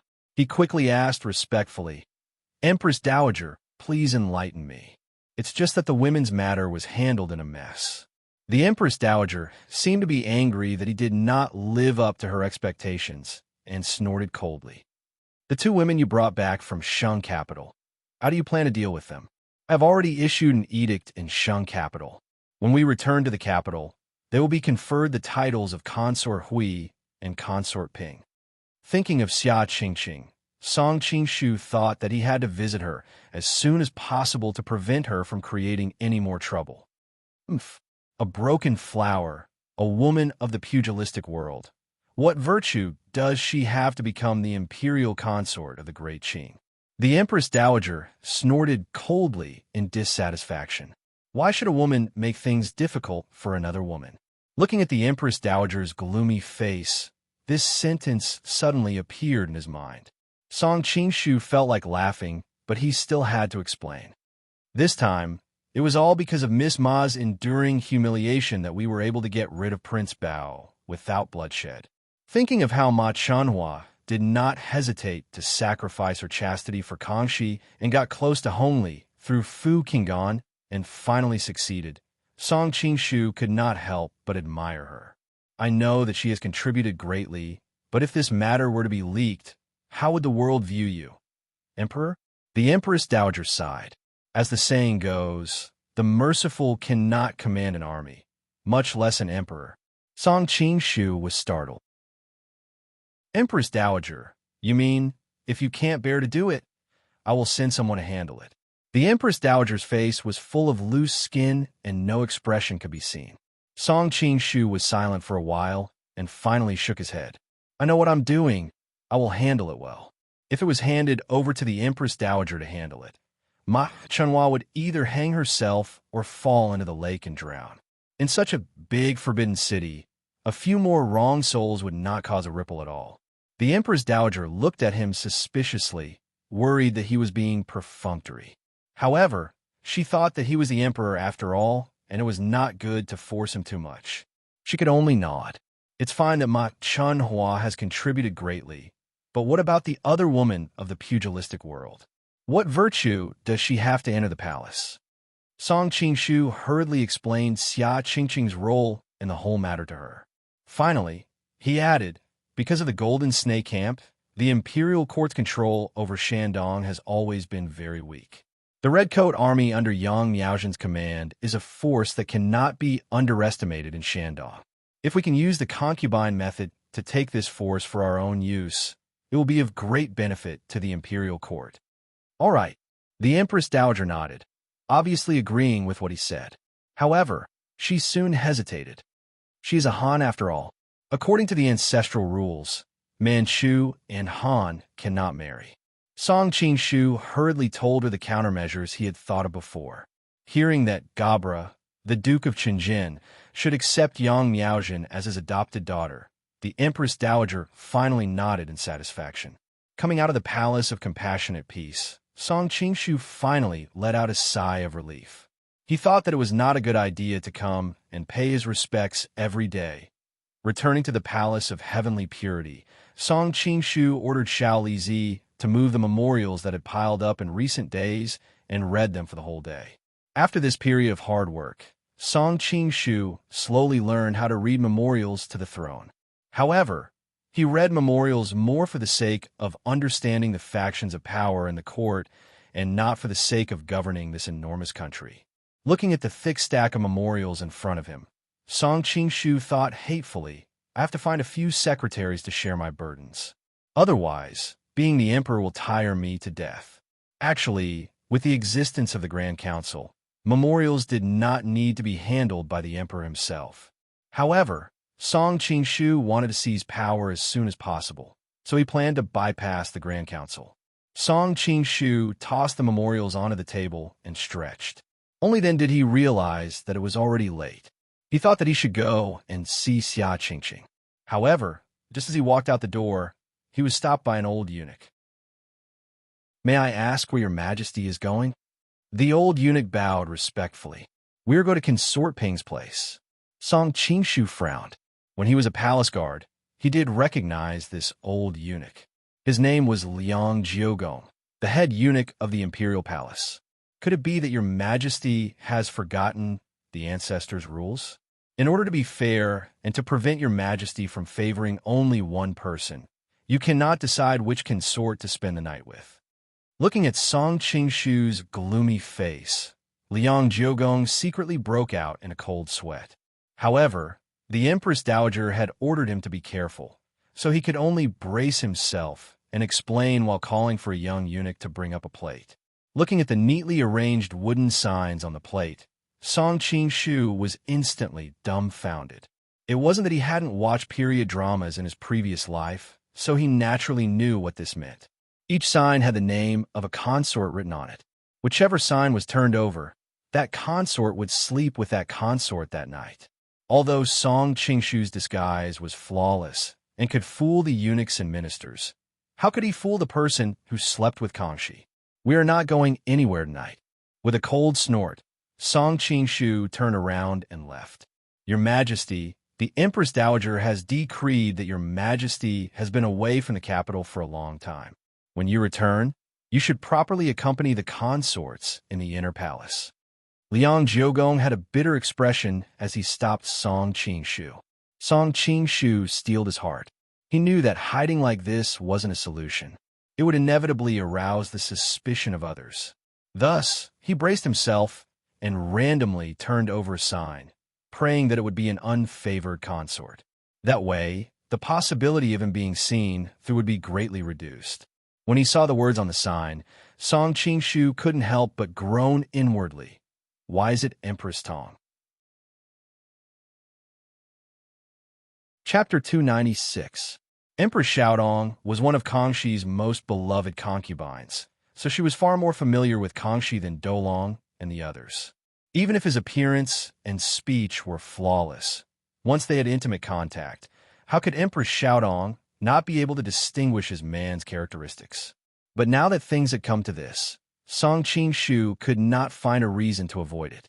He thought to himself that he had to keep his distance from her later, otherwise his long-term plan would fail at the last moment. The emperor has arrived.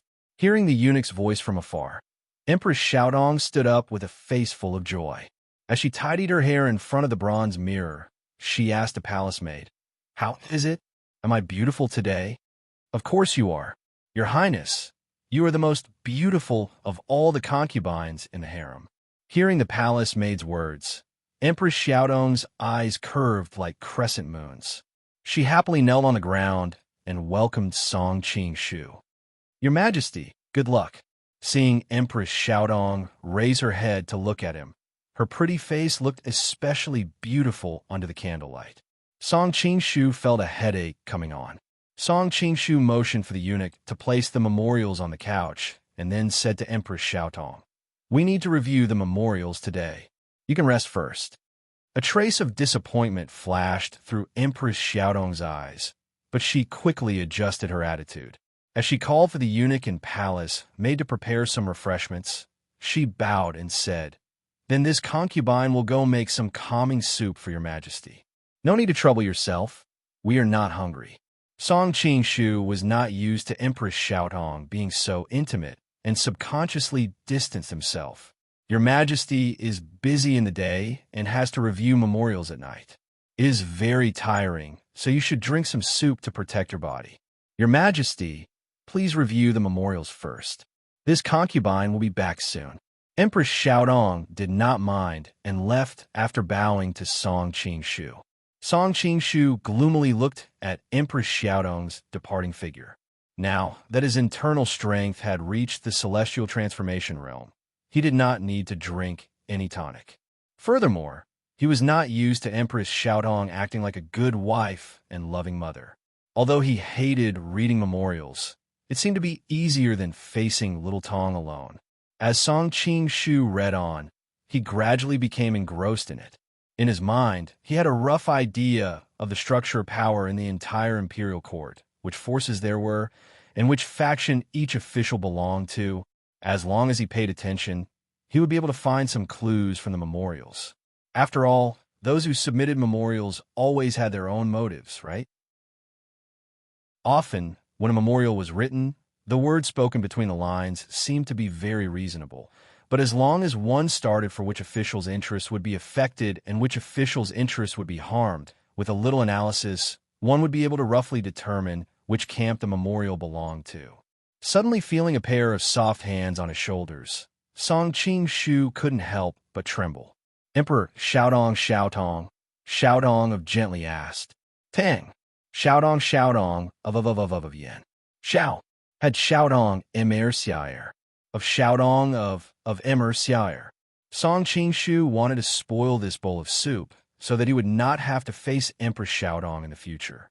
However, before Kangxi left the capital, he clearly doted on Xiaodong the most. After returning from Shengjing, his attitude suddenly changed 180 degrees. Surely everyone would be suspicious. Smelling Xiaodong's fragrance, Song Qing-shu suddenly blushed and his heart raced. There seemed to be an inexplicable heat in his body. Song Qing-shu could not help but be shocked. What's going on? He carefully checked the vital energy in his body. It was not difficult to circulate, but the vital energy flowing in his meridians was not as calm as usual. Could it be that he was possessed by the devil? Song Qing-shu was startled, but he felt that it was unlikely. Emperor, Xiaodong's voice rang in his ears. Song Qing-shu suddenly woke up. He forced a smile and reached out to take the bowl.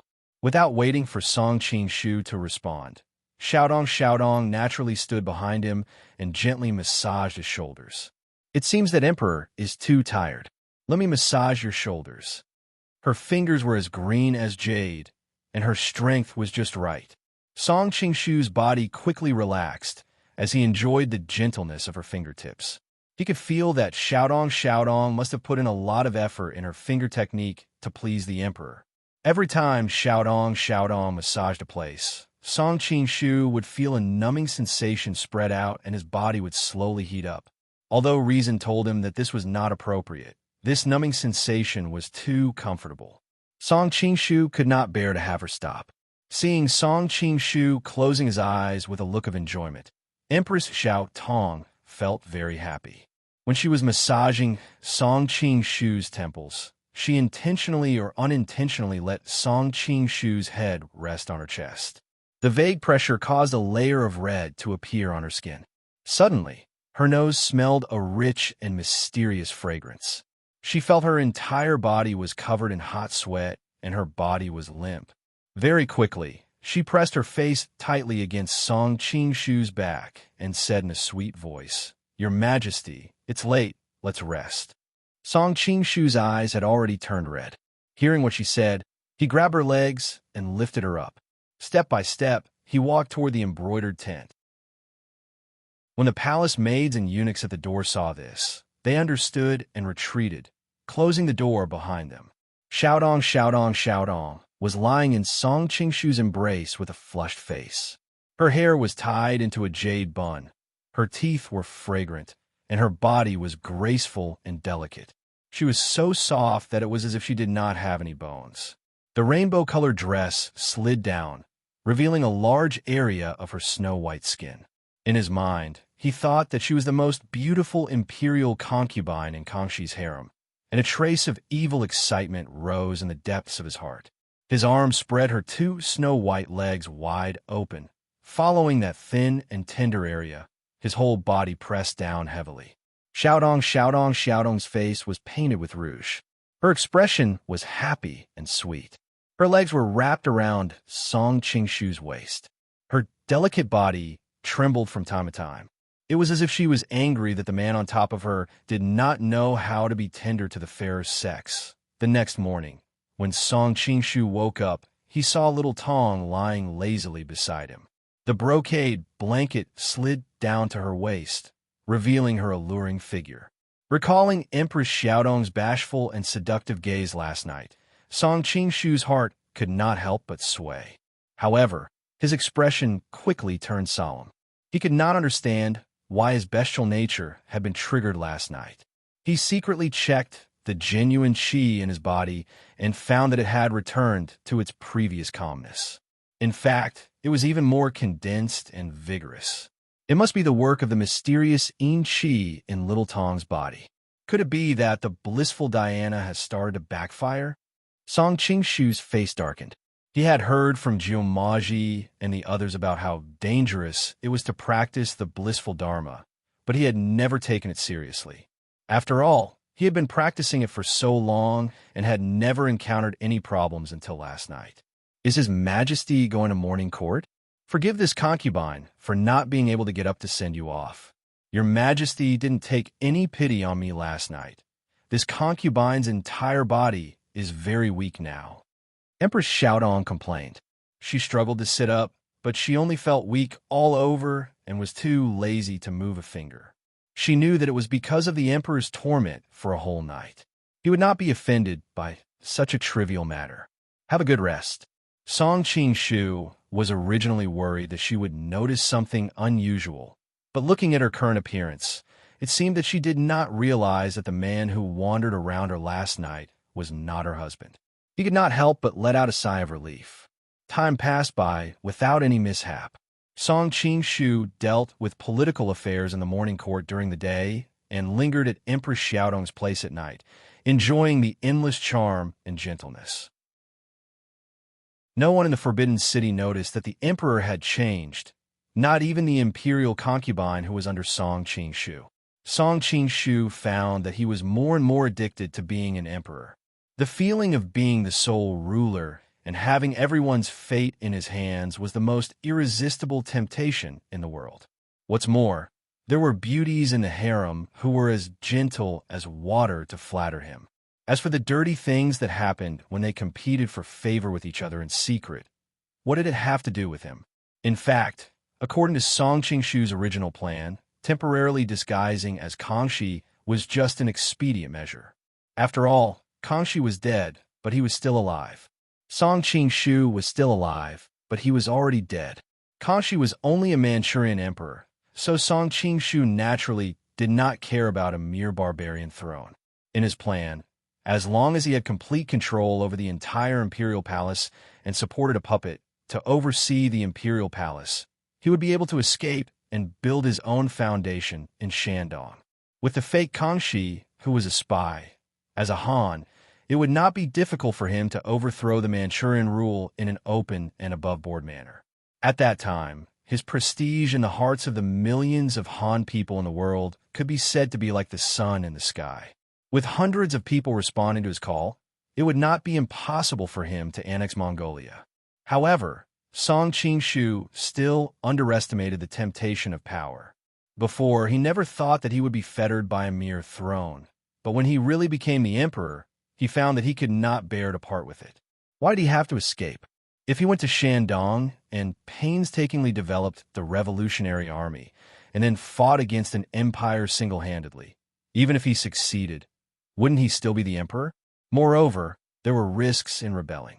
If he was not careful, he would be consigned to eternal damnation and become a speck of dust under the rolling wheels of history. Perhaps in the future history books, it would be written that Song Qing-shu revolted in Shandong. Although it was very powerful, it was still limited by the peasant class. 3 months later, it was suppressed by the Qing government, and Song Qing-shu was also beheaded in public, although a few thoughts occasionally flashed through his mind, reminding him not to sink into oblivion.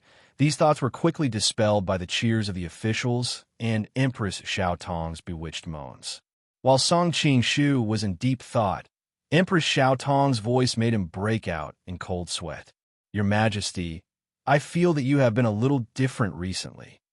What's different? Song Qing-shu asked calmly. I don't dare to say. Empress Xiaotong's lightly drooping eyelashes slightly trembled, but she still shook her head in the end. Say it. Zhen will pardon you. Could it be that she had seen through it? Song Qing-shu's heart went cold, and a trace of killing intent appeared in his eyes. However, when he thought of how she was enjoying herself under him, he couldn't bear to do it. I don't know why, but I feel that Emperor seems to have changed into a different person after you came back. Every time this concubine serves Emperor, it seems. Empress Xiaotong's face turned red.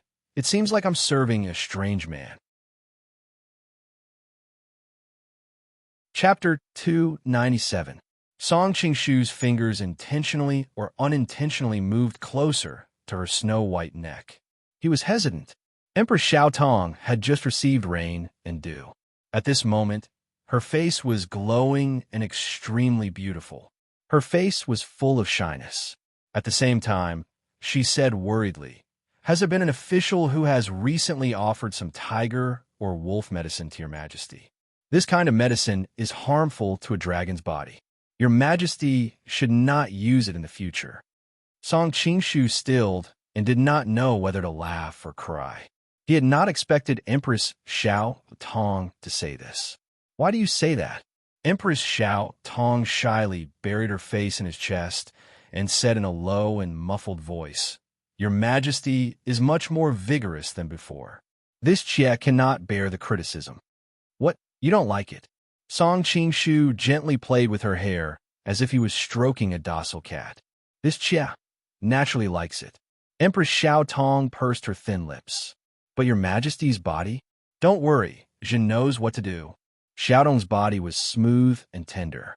After twisting a few times in his arms, Song Qingshu felt a trace of heat rise in his body again. Thus, the hand that was on her head pressed down slightly. Xiaotong quickly understood and looked at him with hidden bitterness. In the end, she obediently crawled into bed. Song Qingshu let out a long sigh of relief. His expression became very happy. "That's right. Why did I give up such a fairy-like life and return to the days of licking blood on the edge of a knife?" Empress Xiao Tong's head moved up and down as she continuously hummed delicately. Song Qingshu enjoyed her nimble tongue as well as her beautiful curves. Suddenly, his expression froze. He pulled up the blankets on his body and quickly stirred them. Ding, ding, ding. A dozen or so embroidery needles were knocked to the ground. Empress Xiao Tong finally realized that there was an assassin. She screamed and hid behind Song Qingshu. I didn't expect your majesty to be such a hidden expert." As a familiar voice sounded, Song Qingshu looked with a strange expression at the beautiful figure that was slowly walking in. "Sect leader Dongfang?" Song Qingshu smiled bitterly. "How do you know me?" Dongfang Mushiwe was startled. She had come here today to assassinate Kangxi. She was worried that the imperial court would take revenge on the Sun Moon sect, so she did not appear in the attire of Dongfang Bubi. Instead, she wore a long dress and appeared as a woman. She did not expect Kangxi to recognize her at first glance. Song Qingshu smiled bitterly. How could he not recognize Dongfang Mushiwe? Although he wanted to acknowledge her, he did not dare to reveal this secret to anyone else due to the importance of the matter. Thus, he could only try to find out what the other party wanted to say. "May I know why Cult Master Dongfang is visiting me so late at night?" Dongfang Mushiwe suppressed the doubts in her heart and lightly said, "I have a friend who was killed by the emperor not long ago. I don't have many friends in this world, and he happens to be the only one. Naturally, I have to ask for an explanation." Hearing her words, Song Qingshu felt touched. The relationship between him and Dongfang Mushiwe had always been subtle. They were definitely not lovers, and naturally, they were not enemies either. If one really wanted to dig deeper, it would be more appropriate to describe them as rivals who appreciated each other's talents. Seeing that she had actually entered the tiger's den for his sake, a trace of mischievous thoughts arose in his heart. He signaled for Empress Xiaodong to calm down and asked, "We have killed many people previously. May I know who Cult Master Dongfang's friend is?" "Why does your majesty ask when you already know the answer?" Dongfang Mushiwe revealed a mocking expression. "Naturally, it's Song Qingshu." Song Qingshu's heart warmed, but he calmly said, "Song Qingshu attempted to assassinate us, so we naturally had to kill him. We didn't know that he was Cult Master's friend and have offended him." "Oh, how about this? How should we compensate to appease Cult Master's anger?" "I hope that Cult Master can tell us." That person has clearly been intelligent his entire life, but unexpectedly, he was muddle-headed for this moment. A trace of anger flashed across Dongfang Mushiwe's eyes. Although this seat doesn't know why he suddenly wanted to kill you, since this was his dying wish, then you can die. As soon as she finished speaking, a white figure flashed, and the distance of several zhang between the two of them seemed to not exist. Dongfang Mushiwe suddenly appeared in front of Song Qingshu. Her slender fingers held an embroidery needle and stabbed towards the space between his eyebrows. Song Qingshu hurriedly raised his hand and tapped on her wrist.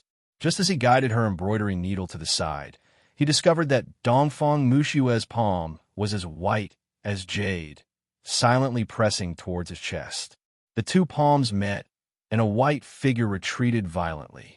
Seeing that Song Qing-shu was staying on the bed and had no intention of pursuing, Dongfang Mushu wiped a trace of blood from the corner of her mouth. She looked at him with a serious expression. No wonder with Song Qing-shu's martial arts, he couldn't even escape after the assassination failed. This seat had originally thought that it was that old eunuch who attacked. Now it seems that your majesty is the true expert of the palace. After Dongfang Mushue was sneakily attacked by Zhang Wuji, she had been staying in Yunnan's 5 poisons order to nurse her injuries. When she heard the news that Song Qing-shu had been reduced to ashes, her emotions were agitated. She suppressed her injuries and headed north to the Forbidden City, intending to assassinate Kangxi to avenge him. Unexpectedly, Kangxi had been hiding his strength all along.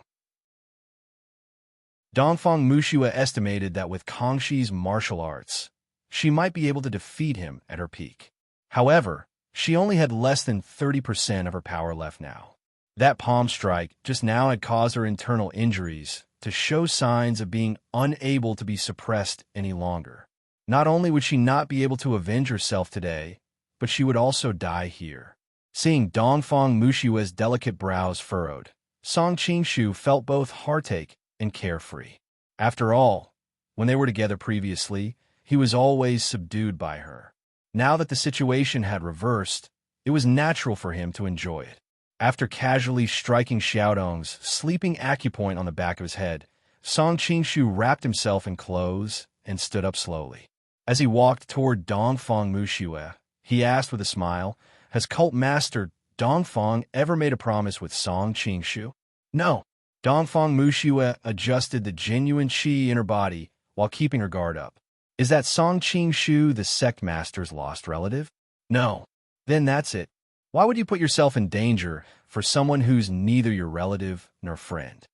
Song Qing-shu came to Dongfang Mushue and lifted a lock of her hair. With an evil smile on his face, he said, "I'm rich, and cult master's martial arts are powerful. Why don't you marry me? If we work together, the world will be in our hands." Dongfang Mushue had never been teased like this in her life.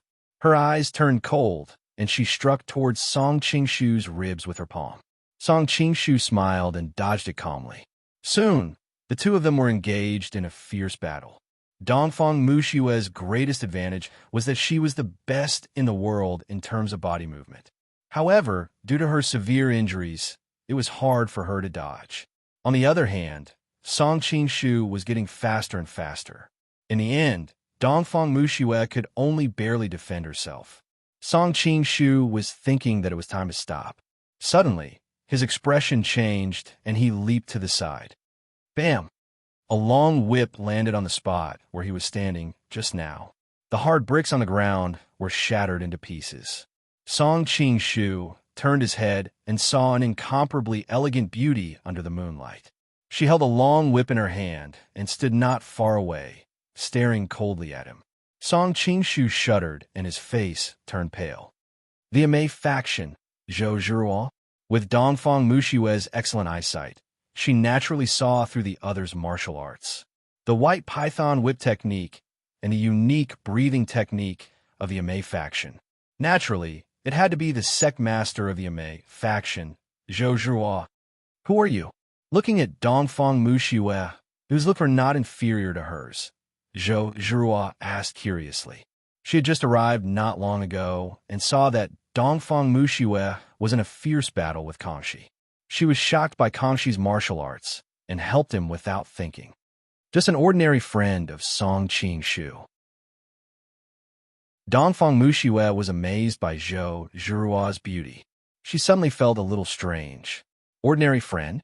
Zhou Zhiruo naturally did not believe it. Why would an ordinary friend take such a huge risk to avenge him? Moreover, she was so beautiful. Sect Master Zhou, are you trying to put on airs in front of me? Dongfang Mushue snorted coldly. You're looking for the wrong person. Look at that person over there. Puzzled, Zhou Zhuo looked in the direction where Dongfang Muxue was pointing and saw a woman in black walking out from the shadows. She was holding a shiny, snake-shaped sword in her hand. Although her face was covered by a black cloth, her beautiful eyebrows and bright eyes could still be seen. It was obvious that she was a great beauty. Look at the situation now, and you're still fighting over a woman. Xia Qingqing snorted coldly. She had just arrived and did not hear the conversation between Dongfang Muxue and Song Qingshu. Instead, she saw Kangxi's unfathomable martial arts. She was filled with regret. When she saw Kangxi's martial arts with her own eyes, she knew that all her previous plans for revenge were just a joke. Not only was there no hope for revenge, but Song Qingshu's life was also involved. If she had known this earlier, she would not have taken revenge. Wouldn't it have been better to be with Song Qingshu? Self-blame flooded her like a tidal wave. At this moment, Xia Qingqing only wanted to perish together with Kangxi. Naturally, she did not want to see the other two potential powerful helpers fighting among themselves. As for the relationship between the two women and Song Qingshu, she did not care anymore. Who's fighting over a man? A faint blush appeared on Zhou Zhiruo's cold face. If Song Qingshu has to die, he can only die by my hands. The others can't even kill him. If the people of Jianghu knew that my husband was killed and I could not avenge him, where would I put my face as the sect master of the Amei faction? Hearing Zhou Zhiruo's words, Dongfang Muxue smiled disdainfully. Xia Qingqing also snorted coldly. Looking at the strange atmosphere, Song Qingshu simply wanted to curse out loud. What were these Imperial Guards doing? They actually let so many assassins in. Even if he wanted to reveal his identity now, he couldn't. Thinking about how he would have to face 3 women who had complicated relationships with him after revealing his identity, Song Qingshu felt his head swell. If you want to be conflicted, then do it yourself. Xia Qingqing snorted impatiently. She raised her golden snake sword and attacked Song Qingshu. At this moment, she only wanted to die. Therefore, every move she made was a life-risking move without any defense. She only hoped that she could seriously injure Kangxi before she died, giving the other 2 women a chance to kill him. Seeing that Xia Qingqing was full of openings, Song Qingshu had a headache. He could not really hurt her, so he could only use Qinggong to avoid her attacks. Watch out! Dongfang Muxue saw that Xia Qingqing's moves were life-risking. Her determination and madness moved her. On one hand, she was angry that Song Qingshu was so capable that he could make so many women treat him sincerely. On the other hand, she did not want to see Xia Qingqing die like this. Therefore, she quickly covered her and attacked so that Kangxi did not have a chance to hurt her. Seeing the 2 of them attacking Kangxi from the front and back, Zhou Zhiruo's expression changed. She naturally knew that these 2 women had a complicated relationship with Song Qingshu. She did not want to have anything to do with them, let alone work together to avenge Song Qingshu. But at the same time, she understood that with Kangxi's martial arts skills, she could not defeat him alone. After hesitating for a long time, Zhou Zhao stomped her feet and waved her whip, joining the fight. Chapter 298. Xia Qingqing blocked Song Qingshu from the front, executing the golden snake sword technique in a treacherous and ruthless manner. Zhou Zhiruo's white python whip technique was extremely exquisite. Her long whip always attacked Xia Qingqing's vital points and inadvertently covered all of Xia Qingqing's flaws. Coupled with Dongfang Muxue's elusive movements, she always attacked from unimaginable angles, forcing Song Qingshu into a fluster. Song Qingshu also did not expect that the 3 women with different martial arts would be able to complement each other so well in their first cooperation. Furthermore, he was worried about hurting them, so even if he saw a flaw, he would always be overcautious and overcautious. As a result, he was forced into a difficult situation by the 3 women. Because he was impersonating Kangxi, Song Qingshu subconsciously chased the Imperial Guards away from his surroundings. The entire Imperial Palace adopted the strategy of guarding the outside, but not the inside. But even so, with such a huge commotion here, even if the Imperial Guards were a bunch of pigs, they would still rush over. If they saw his unparalleled martial arts, rumors would quickly spread throughout the imperial palace. He might be able to fool others, but the Empress Dowager, as well as some of the old eunuchs and old nannies who served Kangxi, would definitely know that Kangxi did not know martial arts. If that happened, his identity would definitely be exposed. Song Qingshu's expression turned solemn. He reached out his hand and grabbed at a certain spot in the air. A wooden sword suddenly attacked Zhou Zhiruo in the distance. Zhou Zhou drew her whip several times in a row, but she still could not block the wooden sword in the air. She could not help but turn pale. She used the lightness skill from the 9 manual and quickly retreated. Without the cover of Zhou Zhiruo's long whip, Xia Qingqing's entire body was full of flaws. Seeing her sword stab over, Song Qingshu changed from his usual dodging style. His 2 fingers clamped down on the blade of the sword and smoothly slid it into her bosom. Under Xia Qingqing's stunned and shocked gaze, he sealed her acupuncture point. Clearly, the wooden sword had evoked some familiar memories in Dongfang Mushue's mind. A trace of doubt flashed in her eyes, and her body involuntarily froze for a moment. In the blink of an eye, Song Qingshu closed in on her and took the opportunity to seal her major acupuncture point. Seeing 2 of her companions being restrained one after another, Zhou Zhiruo couldn't help but panic in her heart. Her moves more or less became somewhat disordered. Song Qingshu controlled the wooden sword to distract her vision while he used traceless treading sand to move to her side in an instant. Looking down at the fingers on her ribs, Zhou Zhiruo was unwilling. Zhou Zhiruo was unwilling to give up. Zhou Zhiruo's eyes, and Zhou Zhiruo fell. She lowered and looked at the fingers on her ribs. Zhou Shu's words. Zhou Qingshu, and Zhou Tianzhuo, and said, being hugged by a strange man. Zhou Zhiruo's face flashed with a trace of shame and anger. Unfortunately, she was unable to resist and could only stare at Song Qingshu angrily. On the other side, Dongfang Mushu nodded thoughtfully when she saw this, and an imperceptible smile soon appeared on the corners of her mouth. Hearing the footsteps of the palace guards rushing over, Song Qingshu's expression changed. With a swoosh, he returned to the bed like a wisp of smoke. Your servant was late to save you. I deserve to die 10,000 times. When Doran saw little Tong lying on the bed, he didn't know whether he was dead or alive. There were also 3 women in the hall who were obviously assassins. Doran broke out in a cold sweat. Fortunately, Kangxi seemed to be fine. Otherwise, his family would be exterminated. You do deserve to die 10,000 times. Song Qingshu said coldly, I don't know how you're doing your job as the head of the palace guards.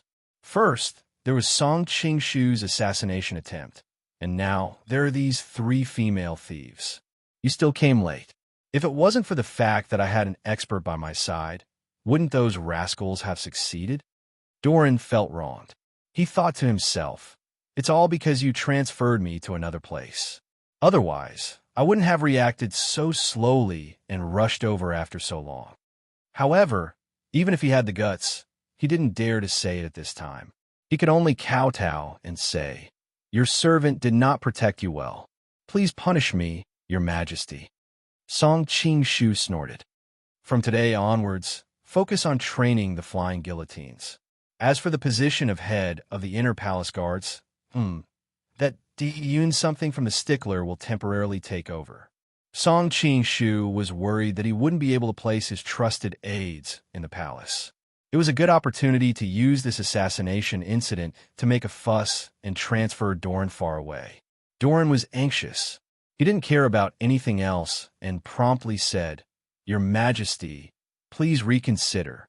This Diyun is not only a Han, he also came from the stick. The people inside were all promoted by the traitor Song Qingshu, letting him take the position of the head of the palace guards. Your servant is worried that he will harbor evil intentions. The stick is Zhan's stick. When did it become Song Qingshu's stick? Song Qingshu angrily rebuked. Although you are loyal, your martial arts skills are limited. If you can't guard against these Wuling masters who come and go as they please, what's the use of loyalty? This Shin knows a thing or two about that Diyan. He is an honest and straightforward person. What's more, his martial arts skills are excellent. Find someone among the palace guards who is more skilled than him. This Jun will not let him be the head of the palace guards. How about it? Doran and the palace guards looked at each other. Although they were all experts, there was still a large gap between them and those top experts. Knowing that they weren't Di Yun's match, they could only remain silent. This matter is decided. As for the question of Di Yun's loyalty, this Jun has a sense of propriety. Song Qing-shu decreed.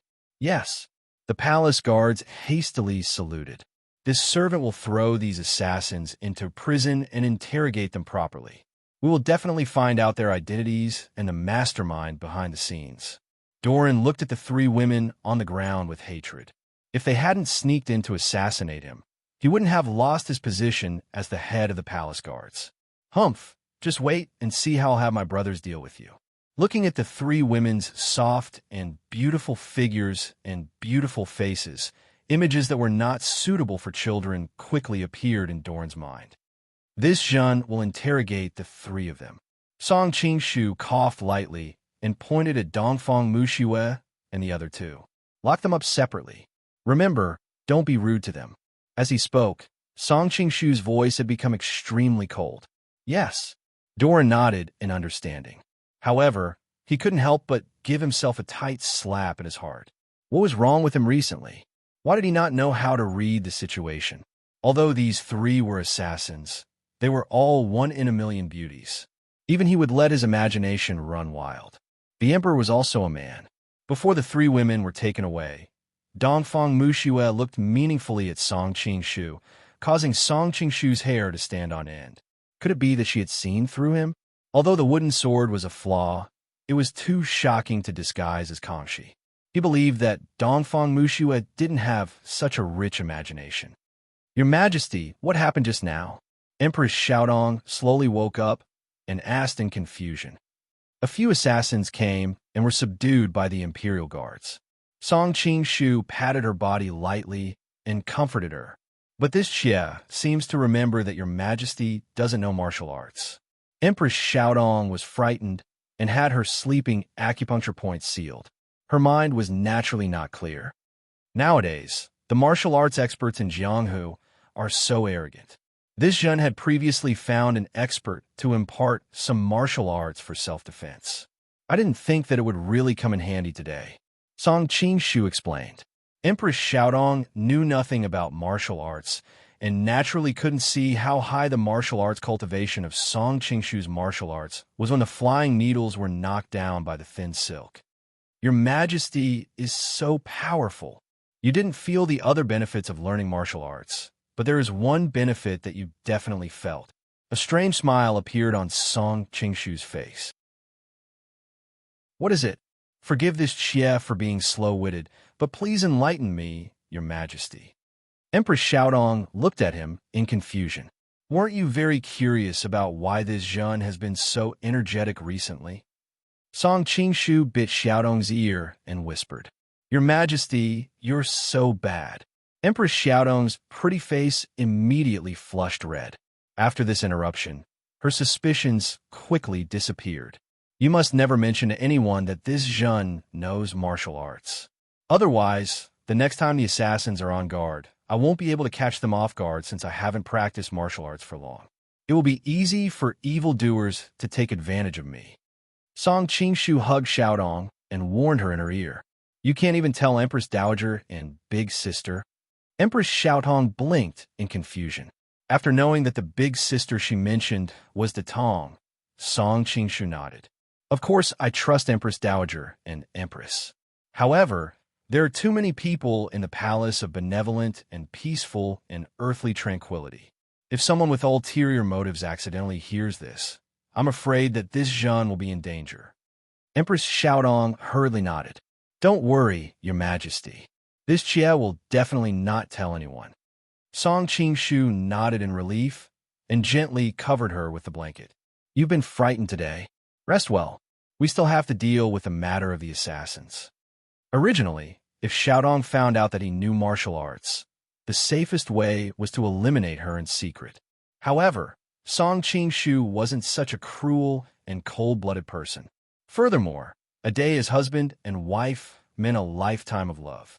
After such a long time, even if they hadn't developed feelings, he had at least taken pity on her.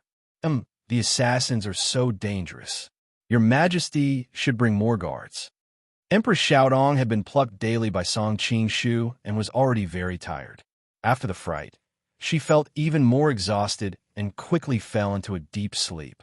After instructing the imperial guards to lock Dongfang Muxue and the others in 3 different rooms in the Palace of Heavenly Purity, Song Qingshu returned to the Palace of Heavenly Purity and pondered which woman he should meet first. Zhou Zhuhua hated him to the bone. This time, she actually came to the Forbidden City to take revenge for him. Song Qingshu felt that he had to ask her in detail. However, when he thought of Xia Qingqing's self-destructive expression just now, he fell into deep self-blame. During this period of time, he had been engrossed in Empress Xiaodong's charming and delicate body and had actually forgotten about Xia Qingqing. She must have spent this period of time in fear and regret.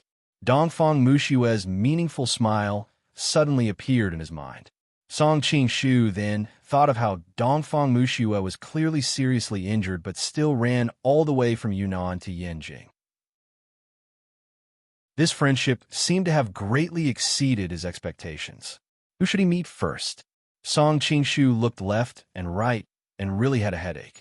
Not only did he have to let them go, but he also had to dispel their thoughts of continuing to take revenge. Did he really have to reveal his identity? However, were they worthy of his trust? Chapter 299.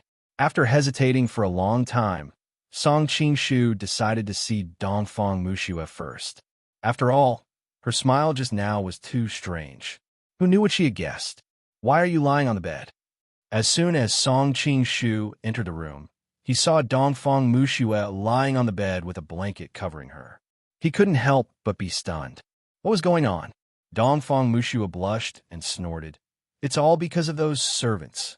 Song Qingshu was stunned for a moment before he understood. So, Dolong and the others thought that he wanted to do something to these female assassins, so they thoughtfully laid them out like this. But did they ask the palace maids to take off their clothes? Song Qingshu speculated maliciously. On the night of the full moon at the summit of the Forbidden City, Sect Master Dongfang was so awe-inspiring in the past, but now he is lying on my bed in such a delicate and pitiful state. The affairs of the world are truly unpredictable. Song Qingshu said in all seriousness. There are many unpredictable things in the world. I didn't expect Kangxi to be so well-versed in martial arts. Dongfang Muxue looked at him with a faint smile. Sect Master used to be arrogant and never looked me in the eye. Naturally, you don't know that I know martial arts. Song Qingshu had a feeling that she had seen through him, and this feeling made him very unhappy. She clearly had no power to resist, and facing his teasing, shouldn't she be panicking and scared? Why was she so calm?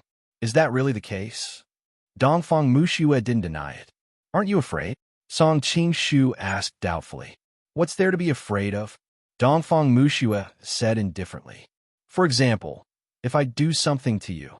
Song Qingshu rubbed his hands together and showed a wretched expression. Unless you kill me after you're done, I'll make sure you suffer a fate worse than death when I recover my cultivation. Dongfang Muxue said coldly. You are seriously injured and can't defeat me. Song Qingshu smiled proudly. Injuries will recover one day. Dongfang Muxue turned her head to the side when she saw Song Qingshu sitting on the bed. I can cripple your martial arts. Song Qingshu reached out and lifted her face. His fingers gently caressed her face.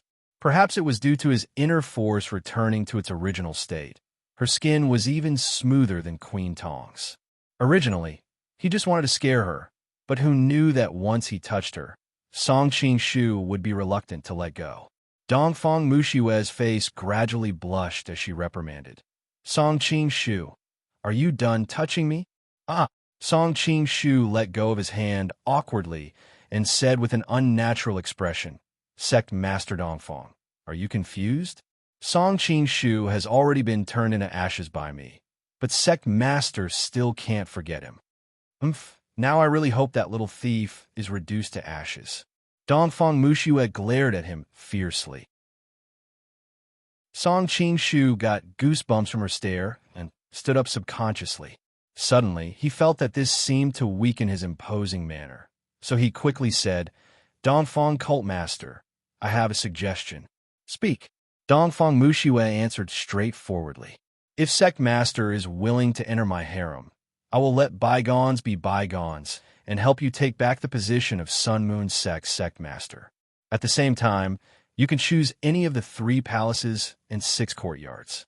Other than the position of Empress, I can give you any title you want." Song Qingshu said with a straight face. "I'm curious, who will you give the position of Empress to? Zhuan next door, or that pretty widow Yuan Qingji?" Dongfang Muxue looked at him with a faint smile. Song Qingshu's heart tightened, but he forced himself to say, "I don't know what you're talking about. The Empress of the harem is Lady Tongjia. The Tong clan is powerful and influential, so I naturally have to give them face.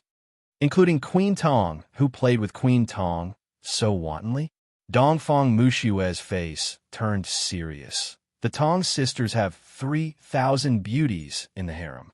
Song Qingshu, you're really lucky with women."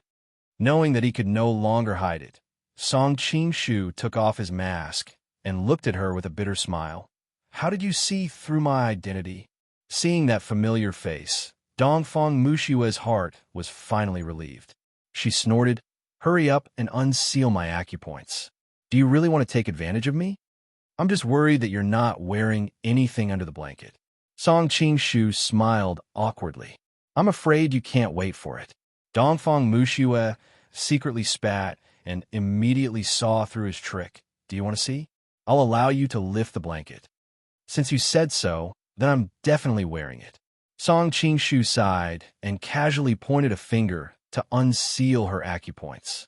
As soon as Dongfang Muxue was freed, she quickly wrapped the blanket tightly around her body and glared at Song Qingshu with a red face.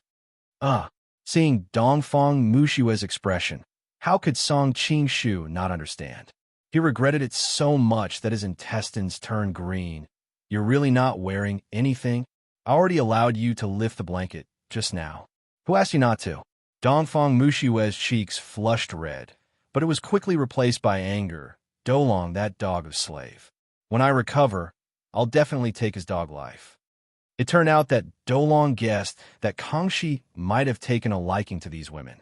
In addition, he had not behaved very well in front of Kangxi recently, and wanted to use this method to please Kangxi. Thus, he asked the palace maids to remove all the clothes of the 3 women, saying that he was worried that these assassins might have something dangerous on them and could hurt the emperor. What a considerate servant. Song Qingshu couldn't help but cry, and he secretly gave Doran a thumbs up. Of course, he naturally didn't dare to show it, and he could only continue asking, "How exactly did you see through my identity? Was it because of the wooden sword? Find me a set of clothes first." Dongfang Muxue ignored him. "Where did you put your clothes?" Song Qingshu looked around, but still did not see the clothes she had taken off. Actually, it was predictable. If she really had clothes, Song Qingshu would have known that she was naked. "Dolong, that dog of slave, let the palace maids take it away. They said that even if our acupoints were unsealed, we wouldn't be able to escape. I'm so angry." Dongfang Muxue gritted her teeth. Song Qingshu believed that if Dolong was in the room now, she would definitely cut him into pieces. Song Qingshu had no choice but to put on his mask again and order the palace maids to prepare a set of clothes. "Turn around. If you dare to look back, I'll dig your eyes out." Dongfang Muxue took the clothes and glared at Song Qingshu. "You obviously can't beat me now, but you're still so fierce." Song Qingshu turned around and mumbled, "What did you say?" Nothing." When Song Qingshu turned around, Dongfang Muxue had already put on her clothes. The ordinary palace dress fluttered in the wind, making her look like a fairy. "Let me tell you how I saw through it. First, I saw Kangxi before. With my skills at that time, Even Patriarch Sunflower's tracks couldn't hide from me. If Kanshi really knew martial arts, there's no way I couldn't see through him. Second, when the three of us attacked you, you clearly had many opportunities to injure Xia Qingqing, but you didn't. You were very restrained when you attacked, focusing mainly on defense and dodging. Third, when you used the wooden sword, I was even more certain. A person can change their appearance, but it's hard to change their martial arts foundation. You dare to guess that I'm impersonating Kangxi just based on this? Song Qingshu smiled bitterly. That's too risky. Actually, there's a more important reason. A hint of a smile appeared on Dongfang Mushue's face. What is it? That is, no matter what, I can't believe that Song Qingshu, who's even more cunning than a fox, would die so easily. Dongfang Mushue came to Song Qingshu's side and couldn't help but pinch his cheeks. Song Qingshu smiled awkwardly. I'm really sorry for making you come all the way from Yunnan, and your injuries haven't even healed yet. Dongfang Mushue's pretty face heated up, and she said awkwardly, Don't think too much. I just couldn't stop those two little girls, Fei Yin and Zhong Ling, from crying by my side every day. That's why I came. Thinking of those two cute girls, Song Qingshu's heart warmed. How are they? You're having fun here, and now you're thinking of them? Dongfang Mushue snorted coldly. Of course not. Song Qingshu defended himself without much confidence. When I came here, I saw you making little Tong do that kind of thing. She's really shameless.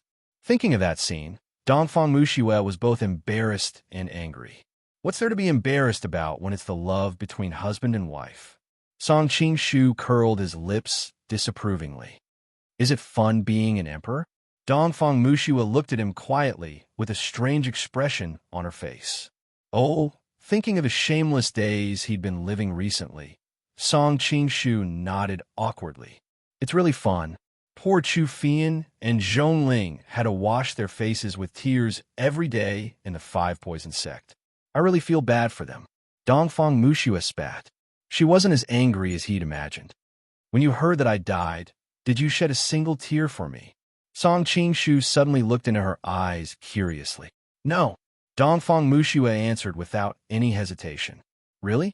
You're too narcissistic. I'm not the two women next door who love you to death.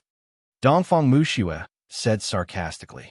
Thinking that Xia Qingqing and Zhou Zhuo were still lying in the next room, Song Qingshu was suddenly worried about their current situation. Unlike Dongfang Mushue, who could tell that he was Song Qingshu, the two of them might even think that he was Kanshi. Especially when he thought of Xia Qingqing's heartbroken eyes, Song Qingshu felt a little distressed. Seeing Song Qingshu's hesitation, Dongfang Mushue smiled faintly. You should go and check on the two women. I'm afraid they're in extreme pain right now. What about you? Song Qingshu was worried that Dongfang Mushue would disappear as soon as he left. As if seeing his worry, Dongfang Mushue raised her head and sneered. Of course I won't leave. If it were before, it wouldn't matter. But now that you've become the boss of the Forbidden City, you can have anything you want with just one word. Isn't it quite comfortable for me to recuperate here? Why should I go back to Yunnan? You really won't leave? Song Qingshu was still worried and asked for confirmation. I really won't leave. Dongfang Mushue revealed a smile that was like the first melting of ice and snow. Her tone was also unprecedentedly gentle. Chapter 300. Haha, I'm relieved to hear you say that. Song Qingshu was overjoyed and ran out happily. However, Song Qingshu had a headache as soon as he stepped out the door. Should he go left or right? The left was Zhou Zhiruo's room, and the right was Xia Qingqing's room. When he thought of Zhou Zhiruo, Song Qingshu couldn't help but sigh. His feelings for Zhou Zhiruo had always been complicated. At first, he was angry at being deceived, but when he realized it was all a misunderstanding, he felt a trace of guilt.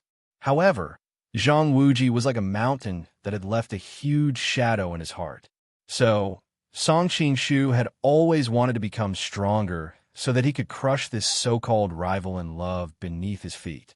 Later on, as Song Qingshu's martial arts became more and more advanced, and he recently experienced the feeling of being the emperor, he realized how small the world was in the past.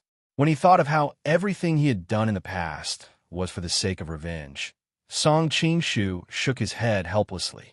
Now, he was indifferent to everything.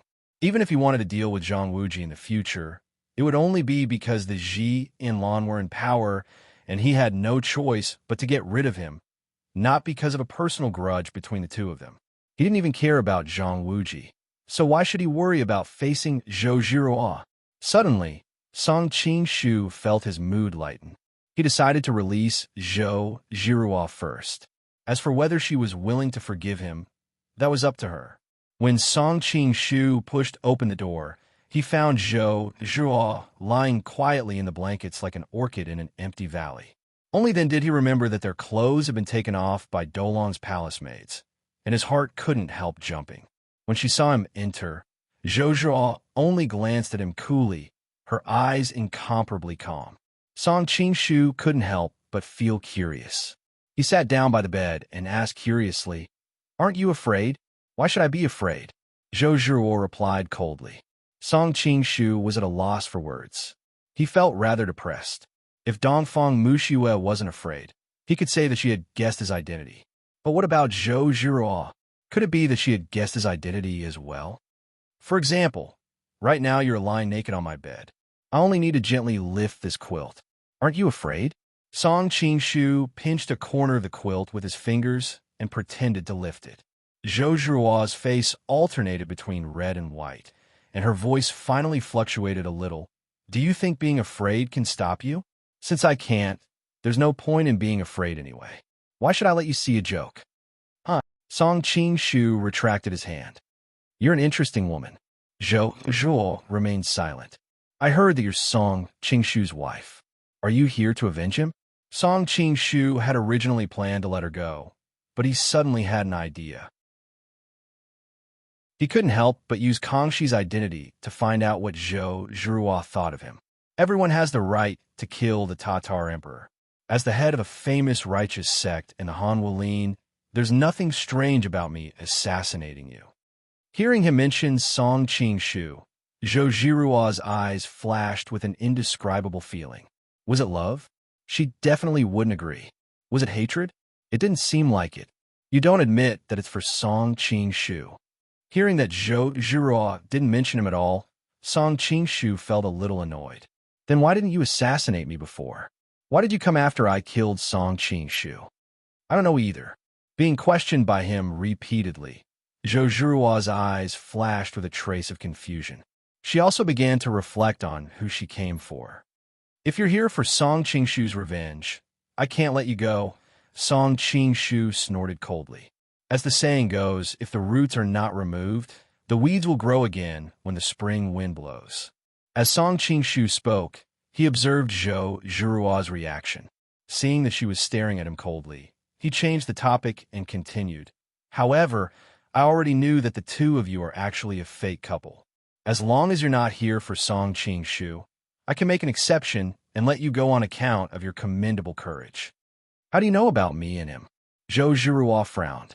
When she and Song Qingshu got married, they didn't sleep in the same room as a normal married couple.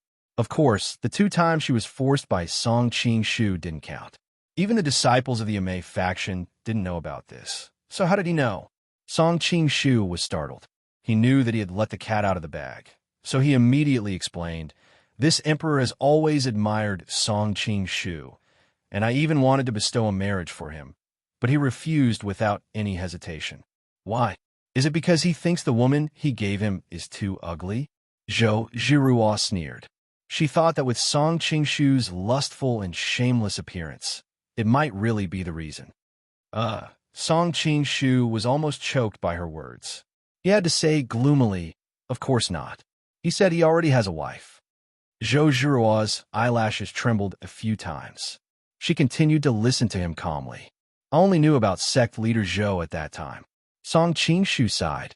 "I asked him, since he already has a wife, why didn't he bring her to live with us in Yanjing? I could also give her a title of Lady of Nobility. He didn't say anything. I asked him again and again. Only then did I know the complicated relationship between you and your wife. Song Qingshu sighed. I told him, in that case, it's okay to marry another wife. But he still refused without hesitation.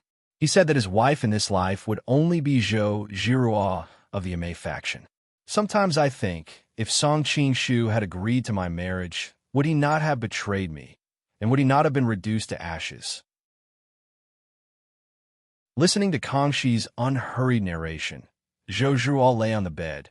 2 streams of tears uncontrollably rolled down her cheeks. He really said that? Out of some kind of bad taste, she lied with her eyes open. Even though Song Qingshu was thick-skinned, he couldn't help but blush. Fortunately, he had the mask to hide it. He quickly nodded and said, Of course I wouldn't lie to a woman for such a small matter. Zhou Zhiruo recalled all that had happened, and her emotions were extremely shaken. She thought of how Song Qingshu had cared for her in every possible way. She thought of what she had said. Song Qingshu would betray the world, but he wouldn't betray me. Zhou Zhiruo. She also thought of how Song Qingshu had taken the opportunity to defile her body. She also thought of the time in the Imperial Palace when she had half-heartedly refused to go to bed with him. Song Qingshu saw that Zhou Zhiruo had a smile on her face one moment, and her face was as cold as frost the next. Her chest also rose and fell rapidly. He couldn't help but sigh. He had transmigrated and occupied the real Song Qingshu's body. Although it wasn't his original intention, he was still full of guilt for the soul that had disappeared. Since the original Song Qingshu had loved Zhou Zhiruo his entire life, he could take this opportunity to make Zhou Zhiruo remember him forever in her heart. Presumably, for him, it would be another kind of immortality. He could also take this opportunity to end things with Zhou Zhiruo. Why are you telling me so much? Zhou Zhiruo suddenly looked curiously at Song Qingshu. Zhen doesn't know? Song Qingshu laughed bitterly. Maybe Zhen misses him. Have you thought about it? Why did you come to assassinate Zhen? Song Qingshu stared at Zhou Zhiruo's eyes and found that he was suddenly a little nervous. I came to avenge him. Zhou Zhiruo was a little hesitant at the beginning, but she became more and more determined as she spoke. Are you sure? Song Qingshu couldn't help but feel a flash of joy in his heart. You know, Zhen originally wanted to let you go. A faint smile appeared on Zhou Zhiruo's frosty face. Although I can't wait for him to die, I am the only one in the world who can kill him. If others kill him, I will naturally avenge them. Why do you want to sacrifice your life for a dead man? Song Qingshu said with a frown. It's not too late to change your words. I originally planned to kill him and then commit suicide. Since he's already dead, even the greatest hatred has disappeared. My wish has been fulfilled. Even if I die, I will still be able to seek benevolence. Zhou Zhiruo's expression suddenly changed. Looking at Song Qingshu, she said in a cold voice, If your majesty gives me a quick death, I will be very grateful to you.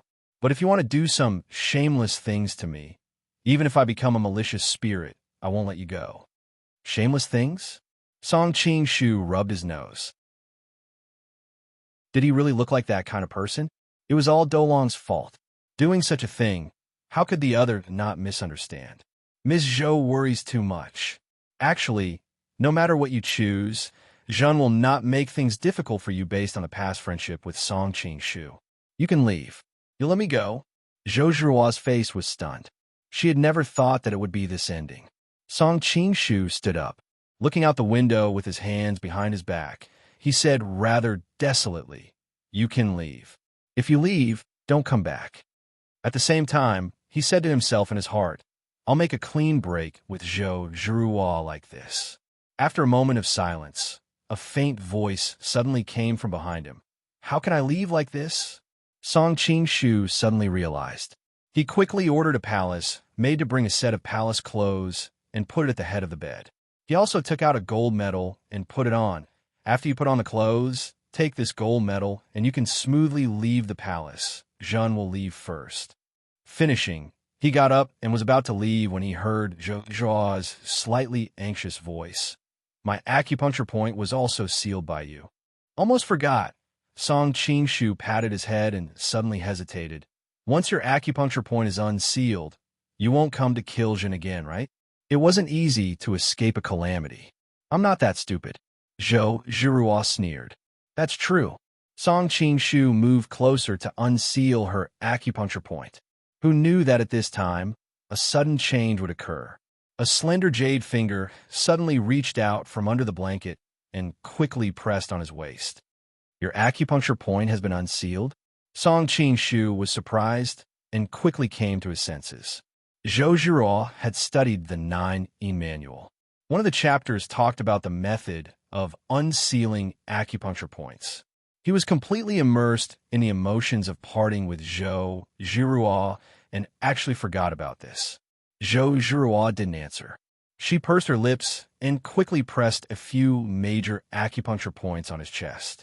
Only then did she relax. Only then did she carefully wrap herself in the blanket and sit up. You're really desperate. You're not even afraid of being exposed.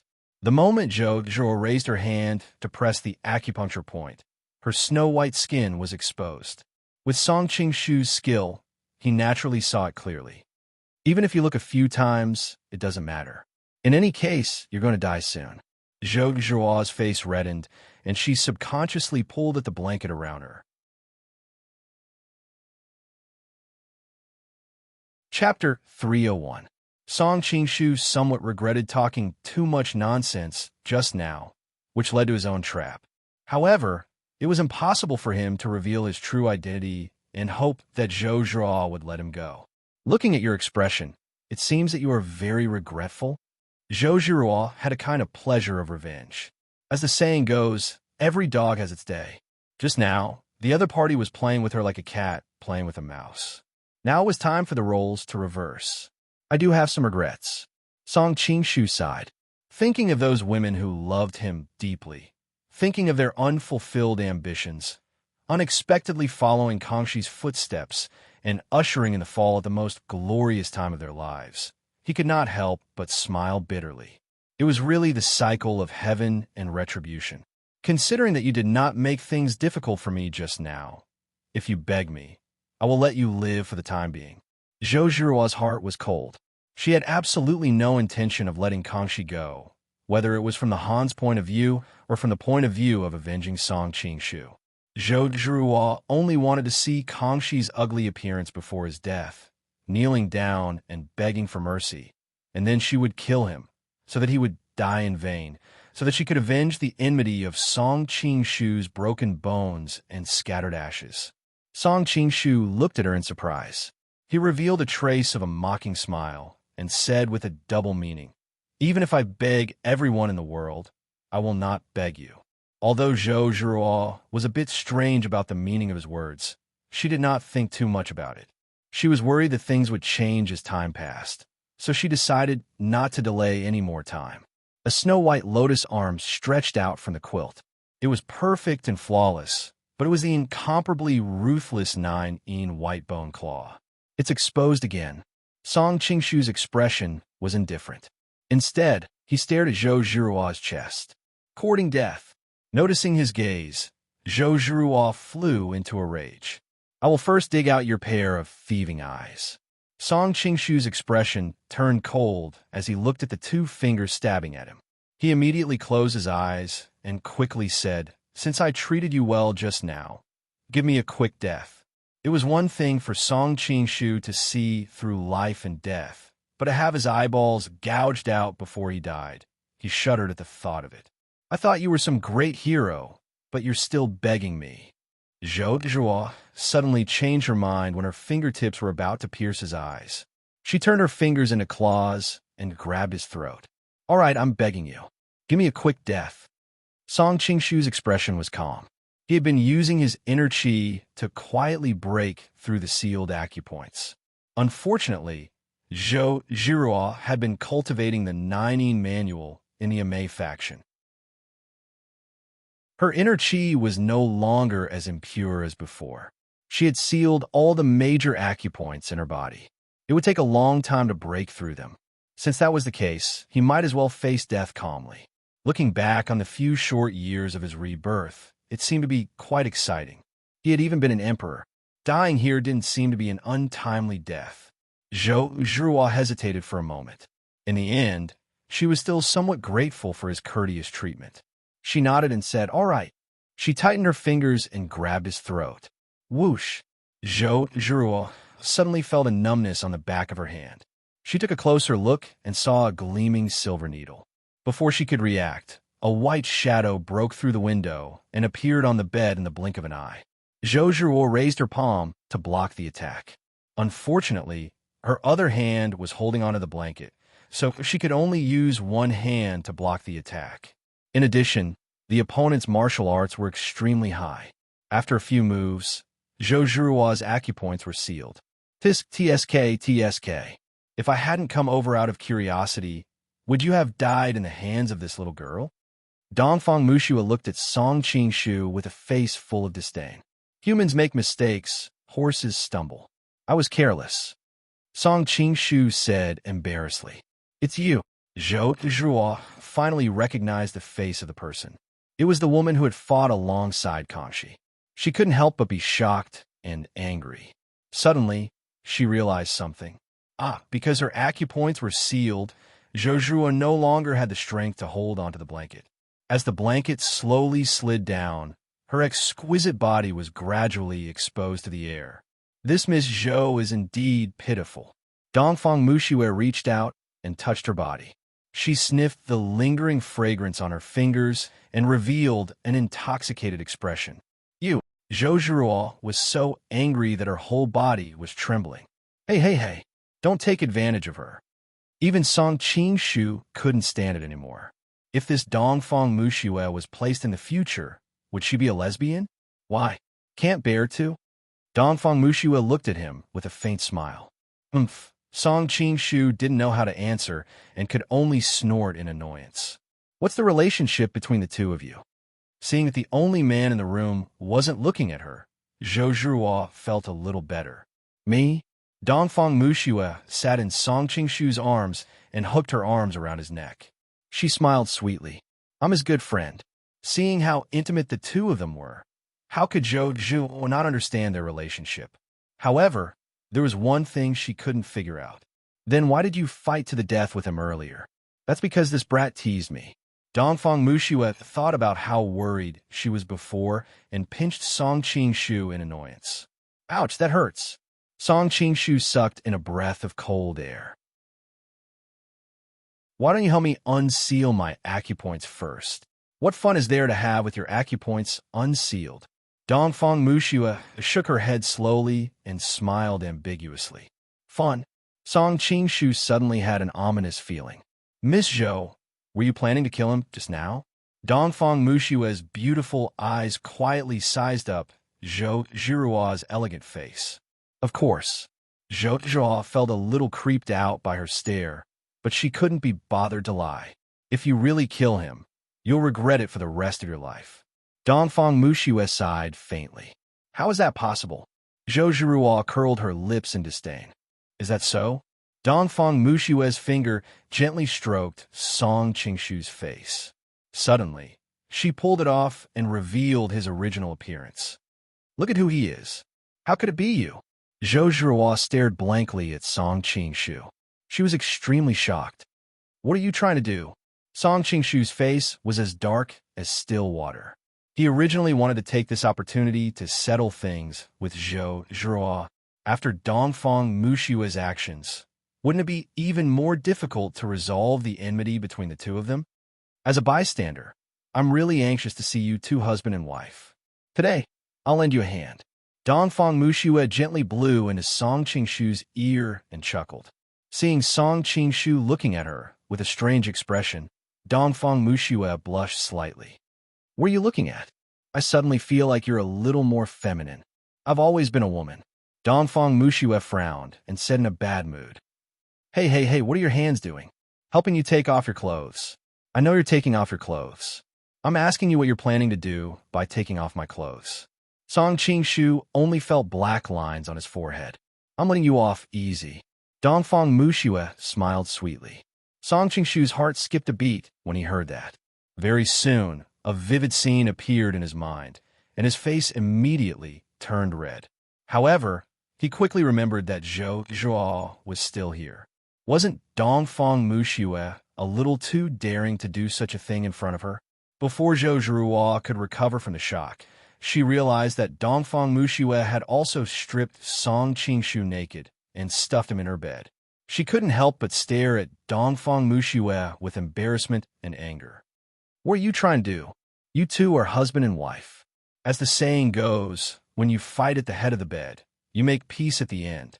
No matter how big the matter is, you just have to sleep it off." Dongfang Muxue pulled the blanket over the two of them. At the same time, she purposely pressed Song Qingshu against Zhou Zhuruo as if she was playing a prank. Song Qingshu finally realized that he had misunderstood and looked at Dongfang Muxue with annoyance. "You're more of a hindrance than a help. I'm going to die because of you. Is that so? You'll definitely be grateful to me tomorrow." The corner of Dongfang Muxue's mouth curled up. With a wave of her long sleeve, the candles in the room were all extinguished. "Every moment is worth 1,000 pieces of gold. I won't disturb the two of you any longer." Leaving behind a series of complacent laughter, she disappeared out the door. The room was plunged into darkness, and only the sound of each other's breathing could be heard. Song Qingshu sniffed the fragrance in the blanket and felt a little awkward. "Zhuruo, this is really an accident. I don't want to treat you like this again." The two of them were intertwined by Dongfang Muxue. Zhou Zhuruo could clearly feel the hot breath coming from her skin. It was inevitable that her breathing became uneven. "Aren't you dead? The one who died was actually Kangxi." Song Qingshu sighed and then told her the whole story from beginning to end. As Song Qingshu spoke tirelessly, Zhou Zhuruo could feel his hot breath on her face. Thinking about how the two of them were facing each other, she couldn't help but feel angry and shy. Although her mind wandered from time to time, Zhou Zhuruo still roughly understood the situation. She only felt that it was unbelievable. Soon, she recalled what Song Qingshu had said to her while pretending to be Kangxi. Zhou Zhuruo snorted in annoyance. Some people really have the cheek to boast about themselves just now. Song Qingshu's expression was rather awkward.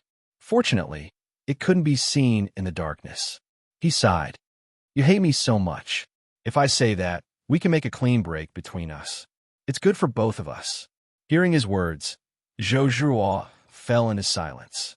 "How do you know that I still hate you?" Zhou Zhuruo said softly. "What?" Song Qingshu was stunned. His thoughts were complicated, and he didn't hear it clearly. "Nothing." Zhou Zhuruo's voice quickly calmed down. "What do we do now?" After this period of time, Song Qingshu had actually opened his acupuncture point. He just hugged Zhou Zhuruo's fragrant and smooth body. For a moment, he was reluctant to let go. "My acupuncture point has been opened." Zhou Zhuruo's voice was so soft that it couldn't be heard. Song Qingshu was stunned. He could only admit it. "Me too." The two of them still maintained their previous position. They didn't move. The only difference was that Song Qingshu could feel Zhou Zhuruo's body becoming softer and softer. "Then I'll go." Zhou Zhuruo felt that it was too embarrassing to stay like this. She struggled to sit up. No, if he let her go like this, Song Qingshu would really be an idiot. He grabbed her wrist and pulled Zhou Zhuruo back in his arms. "Your martial arts are better than mine," Zhou Zhuruo said with pursed lips. Song Qingshu didn't understand why she suddenly said this. Soon, Zhou Zhuruo continued to mutter, "This time, you forced me." Fine, fine, fine. I forced you." Seeing her deceiving herself like this, Song Qingshu was both angry and amused. With a slight twist of his waist, he pressed her under his body. Zhou let out a tender snort, and her pair of jade arms very naturally wrapped around his back. Chapter 302. Although he had already had intimate contact with her the previous 2 times, Zhou Zhuruo had either been forced or had been half-hearted. Song Qingshu had not expected that Zhou Zhuruo would be so cooperative this time.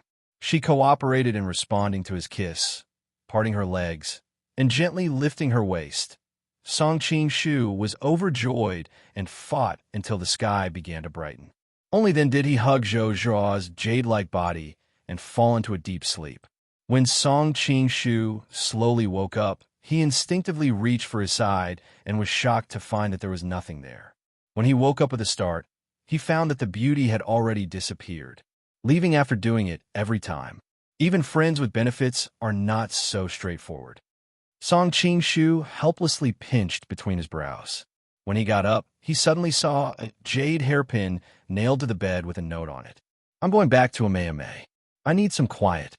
Looking at the elegant handwriting, Song Qing-shu's lips curled up, and he smiled with some pride. At the same time, he carefully put the jade hairpin and note into his robes. I forgot about you." Suddenly, Song Qing-shu slapped his forehead. He remembered that Xia Qingqing was still sleeping in the next room and had probably been worried the whole night. He felt extremely guilty and hurriedly ran over. "Oh, you're willing to leave the land of gentleness?" When Song Qing-shu pushed open the door and entered, he found that Dongfang Muxue was also in the room. She looked at him with disdain, and her tone was full of sarcasm. "Oh, why are you here?" Song Qing-shu stilled and looked around. He saw Xia Qingqing dressed neatly and sitting across from Dongfang Muxue. She was looking at him with bewilderment. "Why are you still wearing that ghost mask?" Dongfang Muxue's brows furrowed, and she looked at Song Qing-shu with an unfriendly gaze. "Isn't it because I'm worried that the people in the palace will see?"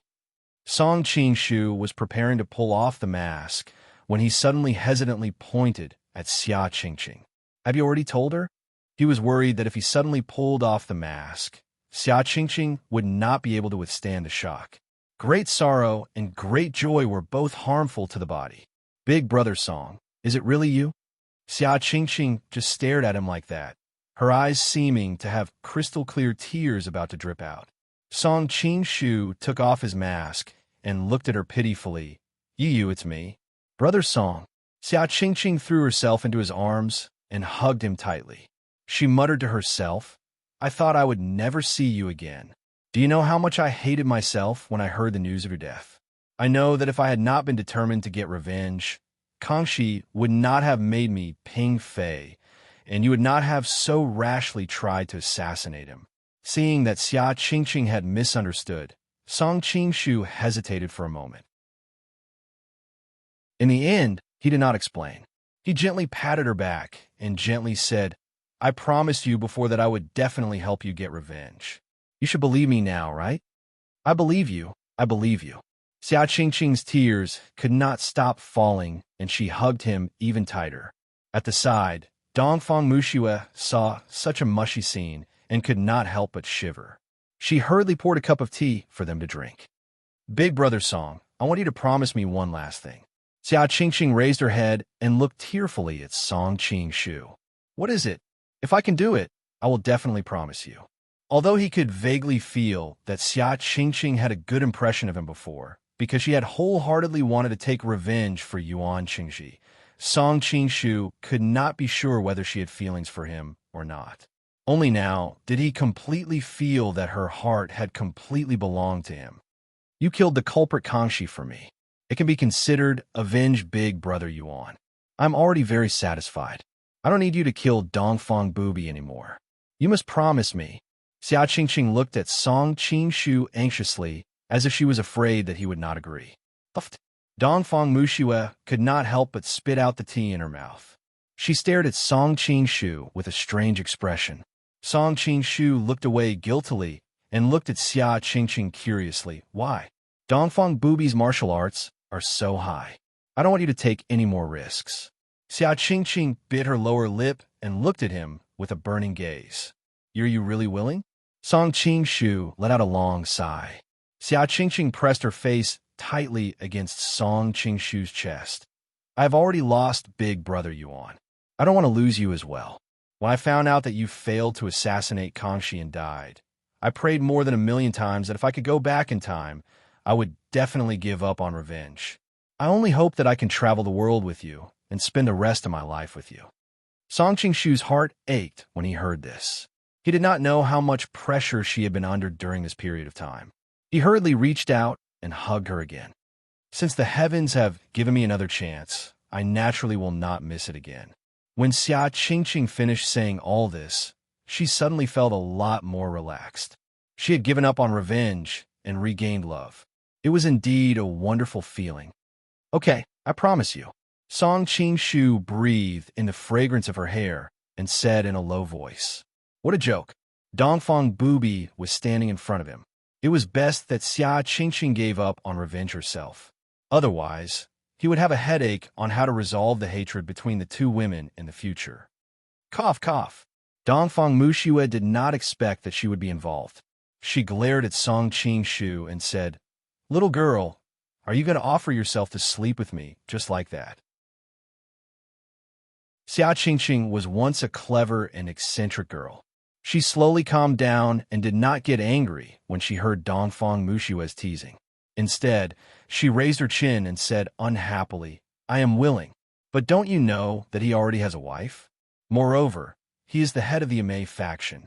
The reason why he came so late, just now, was probably because he was lost in Miss Zhou's gentle embrace. Looking at the two of them hugging each other intimately, Dongfang Muxue did not know what she was thinking and exposed everything. As expected, Xia Qingqing smelled the fragrance of another woman on Song Qingshu's body. She could not help but feel a little jealous. However, she had always been wary of her identity as a widow and had never thought of becoming Song Qingshu's wife openly. After thinking through all this, Xia Qingqing wrapped her arms around his neck and said with a faint smile, So what if he has a wife? I am willing to be his lover, as long as he does not despise me. She looked at Song Qingshu affectionately in the end. I really regret coming to save you. Dongfang Muxue was speechless and could not help but snort. Xia Qingqing rolled her eyes, and a trace of slyness flashed across her eyes. Previously, the three of us worked together to attack Kanshi. One is Big Brother Song's real wife, and the other is his lover. Then what are you? Dongfang Muxue blushed and snorted. Just friends. Friends. Xia Qingqing smiled ambiguously. Confidant, I guess. Big Brother Song has always been very popular with women. Hearing the two women arguing with each other, Song Qingshu finally could not take it anymore. He was worried that Xia Qingqing would be angered by Dongfang Muxue and that Dongfang Muxue would directly reveal her identity as Dongfang Booby. It was one thing for Xia Qingqing to give up on revenge, but it was another thing for the enemy who killed her husband to be standing in front of her. Song Qingshu was enjoying Xia Qingqing's current appearance, which was as docile as a cat. Naturally, he didn't want any accidents to happen to her and cause her to lose everything. All right, since we are all on the same side, let's discuss what to do in the palace from now on. Who is on the same side as you? Dongfang Muxue spat in disdain. This woman is so fierce. Who is she? Xia Qingqing looked at Dongfang Muxue with dissatisfaction. However, she suddenly realized that she had always been like this and could not help but smile. She could be considered as my partner, Miss Shui. Song Qingshu wiped the sweat off his forehead and kept winking at Dongfang Muxue, afraid that she would brag and introduce herself as the undefeatable one. Dongfang Muxue naturally knew that Xia Qingqing was the widow of Yuan Chengji, whom she had killed. She hesitated for a while and also did not want to cause trouble, so she silently agreed to Song Qingshu's way of addressing her. Don't we need to invite Big Sister Zhou over to discuss? Thinking of how Song Qingshu and Zhou Zhuo were intimate in the room, Xia Qingqing could not help but feel a little jealous. However, Song Qingshu was Song Qingshu's official wife. Thinking of her relationship with Song Qingshu, she felt a little uneasy. She has already returned to Mount Amei. Song Qingshu sighed. I see. For some reason, Xia Qingqing secretly heaved a sigh of relief. TSK. A cooked duck can fly now. You are really stupid. Dongfang Muxue said disdainfully. Song Qingshu did not understand why Dongfang Muxue would play matchmaker for him and Zhou Zhuo. He looked at her strangely, but did not refute. Let's discuss what we should do in the future. Xia Qingqing wanted to help Song Qingshu out. Song Qingshu looked at her gratefully. He did not expect Xia Qingqing to be so considerate when she was gentle. What else can we do? Wasn't your big brother Song very free and unfettered in the imperial palace? When I found him, He was holding Empress Tong's head and helping him like that. Although Dongfang Muxue had played around with women in the Sun Moon sect, she was a woman after all. The scene when she saw Song Qingshu still shocked her greatly. Only then did Xia Qingqing realize that she had purposely asked little eunuchs and palace maids for information about Kangxi and planned to take revenge. Naturally, she knew that Kangxi had been enjoying himself at Empress Tong's place and spoiling only one person, which had caused a lot of complaints in the harem. Yes, go find Empress Tong yourself. Xia Qingqing was also a little angry. I was blinded by greed. Please let me go. Song Qingshu was very distressed and quickly begged for mercy. What about Lady Hui Fei Ma who came back with us from Shengjing? Xia Qingqing said with a strange expression when she thought of that pitiful young married woman. How would I dare to touch her? Su Zheng, Fu Qinggan, Hong Li, and even someone as strong as Kangxi, none of the men who touched her had a good ending. Song Qingshu smiled bitterly. You bastard. She is clearly so pitiful, and you still say that about her. Xia Qingqing suddenly scolded. The strong have strong luck. What is there to be afraid of about a mere woman? I'll go kidnap her tonight and let you take advantage of her. I want to see what can happen to you with my help. Dongfang Muxue said coldly. A disdainful aura of the former cult master of the Devil's Sect spread out. Let's not talk about this now. Song Qingshu smiled embarrassedly. How can we not talk about this? You can't escape the matter of having concubines to serve you in the imperial palace.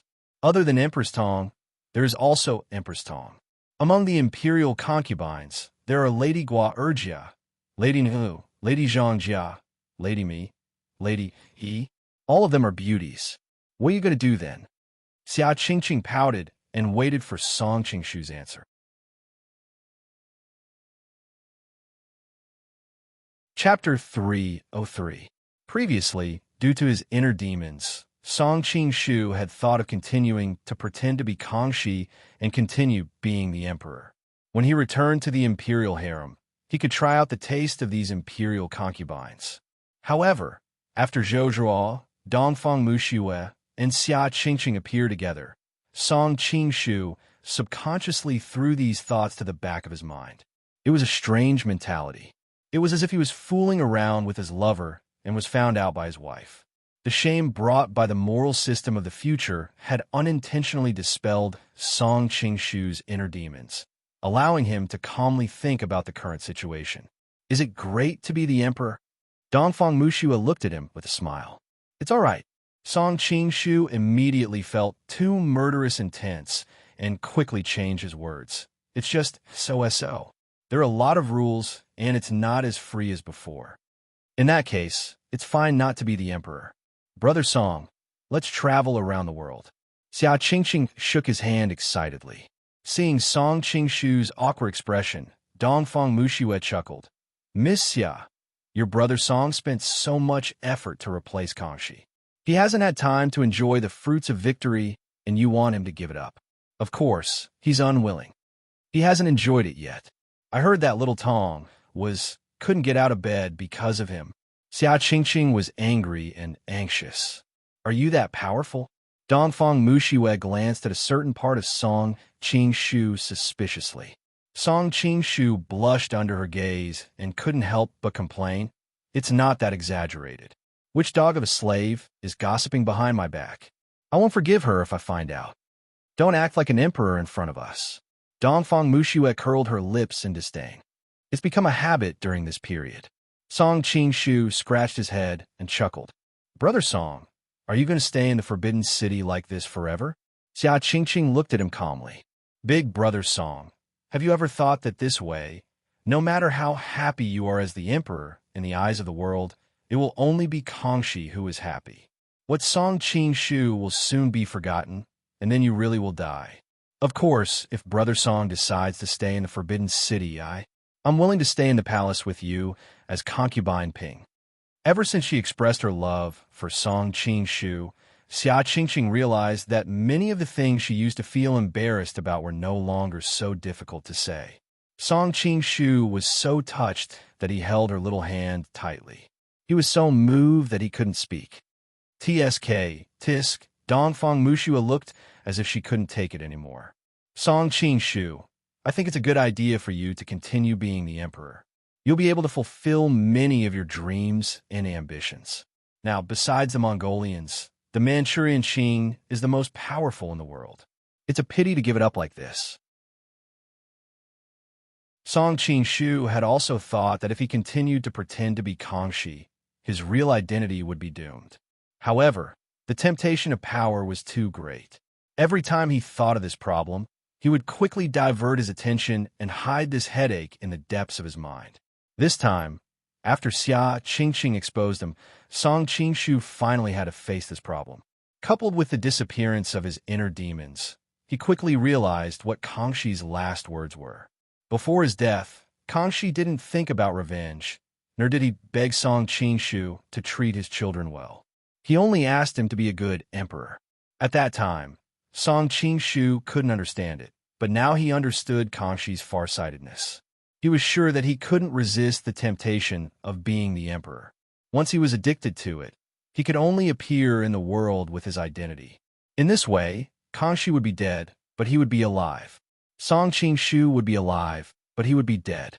After all, thousands of years later, the history books would only record Kangxi's deeds. As for Song Qingshu, the history books would only record that he conspired to assassinate the emperor, and in the end, he was turned into ashes. After Song Qingshu impersonated him, Kangxi didn't care whether he would treat his children well or mess up the imperial concubines in the harem. Kangxi wasn't afraid that Song Qingshu would see through his intentions. After all, this was an open and above-board plot. The key was whether Song Qingshu could resist the temptation of the throne. Although Song Qingshu had a warm and fragrant body in his arms, he still felt a chill down his spine. Fortunately, he didn't try to compete with Kangxi in schemes, but chose to use force instead. That was why he was the final winner. Who said I was going to give up? Song Qingshu thought for a long time and finally let out a long sigh. Hearing his words, Dongfang Mushue's eyes lit up, but Xia Qingqing's expression darkened. However, when she thought that she would be by his side no matter what, she didn't feel so sad anymore. I want to be the emperor, and I want to be Song Qingshu too. Song Qingshu's eyes seemed to emit a glimmer of light. Xia Qingqing was startled, but Dongfang Mushue frowned and said, "There is always a loss when there is gain. There is no such thing as the best of both worlds." That's just a senseless excuse used by fools who can't think of a solution. Song Qingshu said faintly, "I naturally can't do it alone, but with your help, there's a chance for things to turn around. Tell me about it." Dongfang Mushue seemed to be deep in thought, as if she could vaguely guess what he was thinking. "Dong, Lady Ashue, are you interested in becoming the emperor?" Song Qingshu looked at Dongfang Mushue with a smile.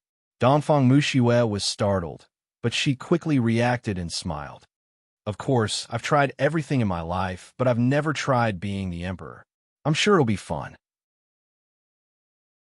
"You've tried everything?" Song Qingshu was stunned, and he suddenly felt a little uncomfortable. Seeing Song Qingshu's strange expression, Dongfang Mushue was startled for a while, but she quickly reacted. "You bastard, what are you thinking in that head of yours? You're the one who said it with ambiguity," Song Qingshu mumbled. "What are you guys talking about? Why can't I understand anything?" Xia Qingqing interrupted the conversation between the two gloomily. "I'm talking about letting Lady Xue disguise herself as Kangxi. That way, I can free myself to complete my career." Song Qingshu quickly changed the topic. "Why can't I disguise myself as Kangxi? Back in the day, I disguised myself as a man, and my ability to mingle in the pugilistic world was superb." Although Xia Qingqing had tried to change herself, the fact that she was easily jealous was not something that could be easily changed. "You have more important things to do." Song Qingshu looked at her lovingly. Xia Qingqing regretted her words as soon as they left her mouth. She was no longer the little girl from back then. After going through so much hardship, she finally got to be with Song Qingshu. Why should she be a villain and make him hate her? Seeing that Song Qingshu had no intention of blaming her, Xia Qingqing's heart warmed. She quickly asked, "What's more important? Accompany me." Song Qingshu suddenly had a mischievous thought. Xia Qingqing blushed and lowered her head. Okay. In her opinion, staying by Song Qingshu's side was much more interesting than being an emperor. Seeing Xia Qingqing's bashful and charming appearance, Song Qingshu could not help but be stunned. He then said, "Accompany me to Shandong. The Golden Snake Camp has been divided for a long time. It's time to regroup." The Golden Snake Camp. Hearing him mention this name, Xia Qingqing's heart ached, and her expression became gloomy. Song Qingshu then remembered her difficulties and could not help but hesitate. "Sorry, I almost forgot that this is Yuan." Xia Qingqing gently pressed her finger on his lips and shook her head slightly. "The past is the past. Don't mention him." Dongfang Muxua suddenly laughed strangely. "Good job, Song Qingshu. Not only did you trick Yuan Chengji's widow into your hands, but now you're also preparing to receive his inheritance. You are really amazing." Song Qingshu was sweating profusely. He was about to explain when Xia Qingqing interrupted, "Humph. As long as I love Brother Song, I am willing. As for the Golden Snake Camp, Brother Yuan's greatest wish in life is to overthrow the Manchurian Qing. He probably does not want to see the Golden Snake Camp become a pile of loose sand. Brother Song killed the Manchurian Emperor. Brother Yuan's spirit in heaven will definitely be happy to see Brother Song reorganize the Golden Snake Camp. A woman who has a change of heart is really scary." Dongfang Muxua deliberately exaggerated. "Not only are you in a hurry to give yourself to another man, but you're also in a hurry to give your husband's inheritance to him." Xia Qingqing's pink face alternated between red and white from her words. Suddenly, she smiled and said, "Miss Xue, why do you have to be so confrontational and make things difficult for me? I only hope that Brother Song does not despise me. I do not ask for any status, so naturally, I cannot threaten your position. Speaking of which, the person you should really deal with is that sect leader Zhou of the Amei faction." Dongfang Muxua did not expect to get herself into trouble. Hearing her words, she immediately panicked. "Do you think I'm fighting with you for your affection? What a joke. What ability does Song Qingshu have for me to fight with his woman? This is really infuriating." Xia Qingqing smiled faintly. "Miss Xue, you may not be able to see your own heart clearly. Back then, I was also like this. Miss Xue will naturally understand in the future." "Ladies, stop. My head is about to explode." Seeing that the conversation was getting more and more ridiculous, Song Qingshu took a deep breath and hurriedly interrupted the two women. "Let's discuss our future strategy." Dongfang Muxua was annoyed by Xia Qingqing's words and could only ask, "Just say it. What do you want to do with the Golden Snake Battalion?" "Currently, I am in the palace. It seems that I have all the best soldiers in the world, but in fact, all of this is a castle in the air. It is all built on the identity of Kangxi. Once exposed, I am nothing." Song Qingshu said in a low voice, "That is why I plan to build my own team. With a territory and soldiers, I will have a place in this chaotic world. I can understand that you plan to build your own force with the Golden Snake Battalion as the foundation. But I am curious." Dongfang Muxua looked into his eyes quietly. "To what extent do you want to develop this force? Overthrow the Manchurian regime and rebuild a Han nation to compete with the Mongols?" Song Qingshu stood with his hands clasped behind his back. There was a vague and inexplicable aura about him.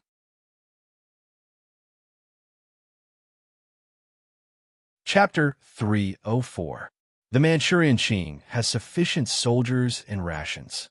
It won't be easy for you to overthrow them. Dongfang Muxua was not so optimistic and said with a frown, "With my foundation, I can't do it directly." Song Qingshu looked at Dongfang Muxua and smiled. "But with you, the fake Kangxi, there's a chance to make the impossible possible." Dongfang Muxua showed a knowing smile. "You have a good plan. As long as the Kangxi, keep making stupid moves, you can slowly grow. The Manchurian Qing court will gradually lose hope in the emperor, and the people's hearts will waver. Some forces might even lean towards you. With this, it's not impossible for you to replace the Manchurian Qing." Lady Xue is indeed the leader of a sect. Suddenly remembering that Xia Qingqing was still at the side, Song Qing quickly laughed and glossed over it. I can't hide anything from you. But is your disguise really so good that no one could see through it? Dongfang Muxiue was very doubtful about this. I learned this skill from a little girl from the Murong clan of Gusu. It's very useful. I'll teach you carefully. There shouldn't be a problem. Song Qingshu thought for a moment and suddenly hesitated. But it'll be hard for you to fool the concubines in the harem. Song Qingshu's meaning was clear. Although he was also a fake, he was still a man. It was not impossible for him to fool the concubines. Dongfang Muxiue was different. Not only was she the fake Kangxi, she was not even a man. It was naturally difficult. You don't have to worry about that. As long as you can make me look like Kangxi, I can solve the rest myself. Dongfang Muxiue glared at him fiercely and soon showed a trace of fascination. There are rumors in the pugilistic world that the Murong clan of Gusu is well-versed in all the martial arts in the world. It seems that the rumors are true. Even a little girl has such a divine skill. You're not planning on going to Swallow Dock to challenge them, are you? Song Qingshu turned pale with fright. I am indebted to young Master Murong. For my sake, you must be lenient. What kind of joke was this? Although Murong Fu could be considered a first-rate expert, if Dongfang Muxiue really came looking for him, wouldn't it be a massacre? In the original work, Murong Fu may not have been very good at everything. But in this world, the fact that he was able to come up with a godly radiating art to heal his broken meridians was all thanks to Murong Fu. Don't worry. How could I give up such an interesting thing as disguising myself as Kangxi and go all the way to Gusu? A hint of hesitation suddenly appeared on Dongfang Muxiue's face. What's more, according to the rumors in Jianghu, Murong Bo hasn't really died yet. I'm still heavily injured, so if I run into him, I'm afraid it won't be good. Hearing this, Song Qingshu finally nodded in relief. Because the sun was about to rise, Song Qingshu could not let Xia Qingqing's identity be exposed, so he had her return to the palace and continue playing her role as concubine Ping. Xia Qingqing knew that the current Kangxi was actually Song Qingshu, so she was naturally happy to play the role of concubine Ping. However, she was still a little reluctant when she left. After Xia Qingqing left, Dongfang Muxiue teased. Miss Xia's appearance of letting you do whatever you want so delicate and pitiful that even as a woman, I couldn't help but be moved. You're actually willing to let her go. The future is long. The palace has its own rules. It wouldn't be good if any flaws were revealed at this time. Song Qingshu finally had time to complain. Last night, why did you do that? I was originally planning to make a clean break with Zhou Draw. Could it be that you didn't like the taste? Dongfang Muxiue did not answer, but asked a question instead. It's really not bad. Song Qingshu's face heated up under her gaze, and he muttered, It's just that I finally decided to sever the threads of love with the intellectual sword. But because of you, my heart is in chaos again. Sever the threads of love with the intellectual sword. Miss Zhou is like a secluded orchid in an empty valley, beautiful beyond compare. You're really willing. Dongfang Muxiue gradually retracted her smile and said seriously, I'm not so bored as to insist on being a matchmaker, but Miss Zhou is the sect master of the Amaze sect, and her influence is very important in Sichuan. Since you intend to conquer the world, it's not wise to give up on her like this. A trace of displeasure appeared on Song Qingshu's face. A man conquering the world should naturally rely on his own ability. What's the use of a woman? Dongfang Muxiue sneered. In the past, Emperor Guangwu was a heaven-sent genius in both literary and military strategies, which was not 100 times better than you. Didn't he still need to rely on the 100,000 troops behind Guoshengtong to have the capital to conquer the world? Those emperors who completely built up from scratch in the early stages cannot do without the support of women. LVG to Liu Bang, Lu Zhaojun to Gao Huan, Ma Xiaoying to Zhu Yuanzhang. When did the later generations look down on them? Because of this, Song Qingshu was startled and cupped his hands in thanks. Many thanks for Miss Shue's guidance. I'm indeed too pedantic. Miss Shue? Dongfang Muxiue's expression was unreadable. Are you planning to deceive that Madame Yuan for the rest of your life? In the future, when she finds out that I'm the one who killed Yuan Qingji, and that you have a close relationship with me. What do you think she will think? Sometimes, not knowing the truth is better than knowing the truth. Song Qingshu sighed helplessly. I hope I can hide it from her for the rest of my life. In the end, I won't be able to hide it, Dongfang Mushua said softly, and the two gradually fell into silence. What's up with your disguise? Quickly show me.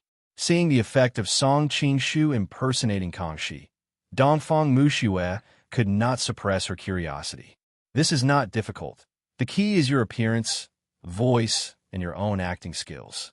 In any case, he had sent a unit to inform them that there would be no court session today, so Song Qingshu had a lot of time. So he began to teach her carefully in the room. Those damn eunuchs keep glancing over here. How annoying. As Dongfang Mushua listened, she suddenly slammed the table, took out a few embroidery needles, and was about to shoot them out. I am my great-aunt. Song Qingshu rushed over and grabbed her hands.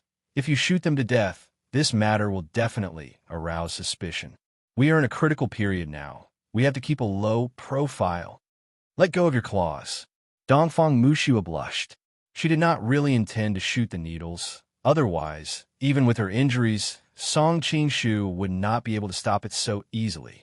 Song Qingshu withdrew his hands in embarrassment, and in order to dispel the awkwardness, he could only change the topic.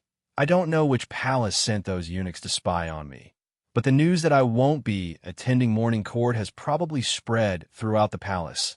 And with that bastard Dolong's exaggeration, I'm afraid many people think that I'm bullying the three of you, causing me to not even attend morning court. If the upper beam is not straight, the lower beam will be crooked, Dongfang Mushua said hatefully. Song Qingshu smiled bitterly. You saw it too. I think you should consider how to deal with this scheming harem in the future. Oomph. Dongfang Mushua raised her head proudly. I'm better at this than you are. Why? Song Qingshu was startled. Have you forgotten that I am the leader of the Sun Moon sect? In the past, I had many concubines, and their competition for favor is probably no less than this palace, Dongfang Mushua said proudly. Song Qingshu's expression was extremely strange. What's there for them to compete for? You're not a man anyway. Dongfang Mushua spat. You underestimate me too much. I naturally have the ability to satisfy those women and make them live a befuddled life. You might not even be as good as me. How on earth did you do it? Seeing that she did not seem to be lying, Song Qingshu could not help but feel puzzled. He was really curious how a woman like Dongfang Mushua could make other women do that. Why should I tell you such private matters? Dongfang Mushua rolled her eyes and said indifferently, If you don't tell me, I won't teach you the art of disguise. Song Qingshu gritted his teeth and threatened. Fine, I won't teach you the art of disguise. You can rot in this palace for the rest of your life, and let the name Song Qingshu fade away with the wind.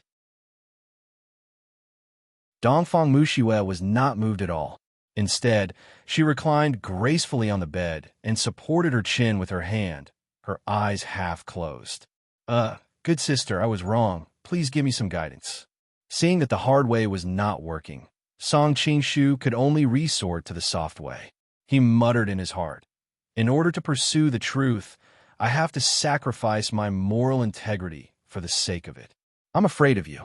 Dongfang Mushua was annoyed by him and could only wave her hand. Come closer. Song Qingshu delightedly moved his ear closer and listened to Dongfang Mushua's detailed explanation. His expression was very interesting. That's it.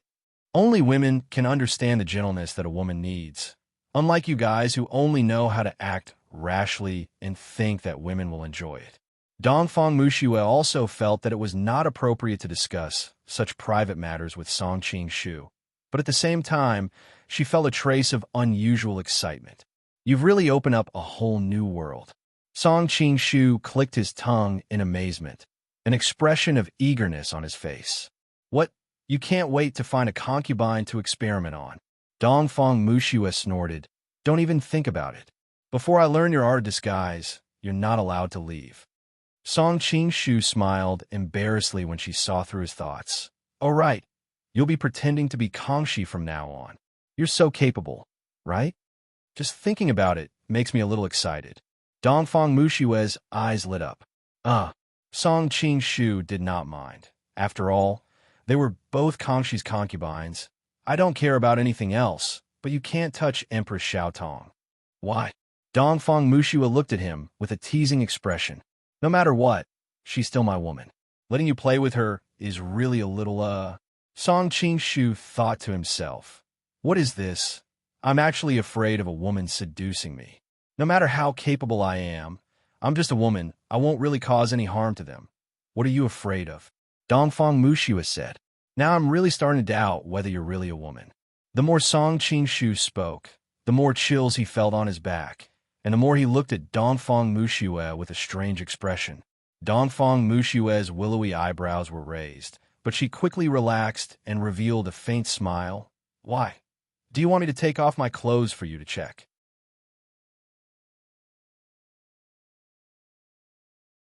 Chapter 305. Song Qing-shu was dumbfounded. He knew that Dongfang Mushua was just teasing him, so he replied in a bad mood, yes. After saying that, he focused his mind and calmed himself, secretly on guard against any sudden attacks from Dongfang Mushua. However, Dongfang Mushua didn't move at all. Instead, she said seductively, I'm injured and my bones are weak. I don't feel like moving. Why don't you help me take it off? Song Qing-shu looked at her with a strange expression. Are you all right? What's wrong? Are you afraid of me? Dongfang Mushua opened her eyes and revealed a faint smile. I can't beat you right now. What's there to be afraid of? Song Qing-shu swallowed his saliva and hesitated. I'm not well educated. Don't lie to me. Seeing that Dongfang Mushua didn't seem to be on guard at all, Song Qing-shu tried to reach his hand over. What's wrong? You don't dare to take it off? Noticing that Song Qing-shu's fingers were still on her belt, Dongfang Mushua opened her eyes and looked at him mockingly. Song Qing-shu gritted his teeth and pulled her belt down. He really wanted to know if Dongfang Mushua was a woman.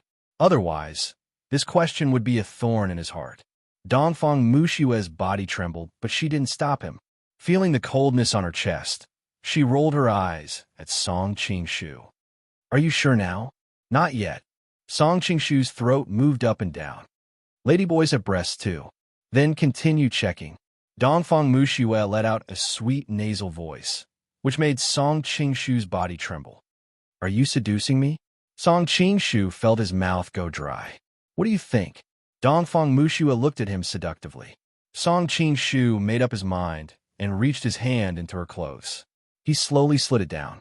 He could feel Dongfang Mushua's skin tense up at the first contact, and then slowly relax. After a while, Dongfang Mushua's legs tightened as she clamped on his Song Qing-shu's hand tightly. She looked at Song Qing-shu with a flushed face.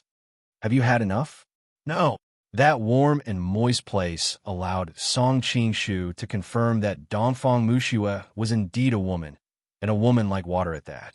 Dongfang Mushua tapped lightly on the ground with the tip of her foot and slid up a certain distance, escaping from Song Qing-shu's clutches.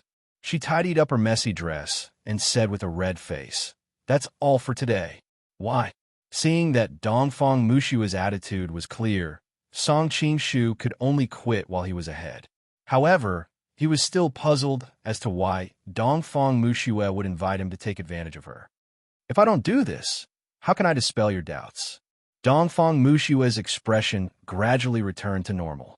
Being seen through by Dongfang Mushua, Song Qing-shu smiled awkwardly. In his plan, Xia Qingqing would stay in the Forbidden City and disguise herself as Kangxi, and he would go to Shandong alone. He didn't dare to trust anyone for such an important matter. After much thought, he felt that Xia Qingqing was the most trustworthy person. However, Dongfang Mushua suddenly appeared and knew his identity.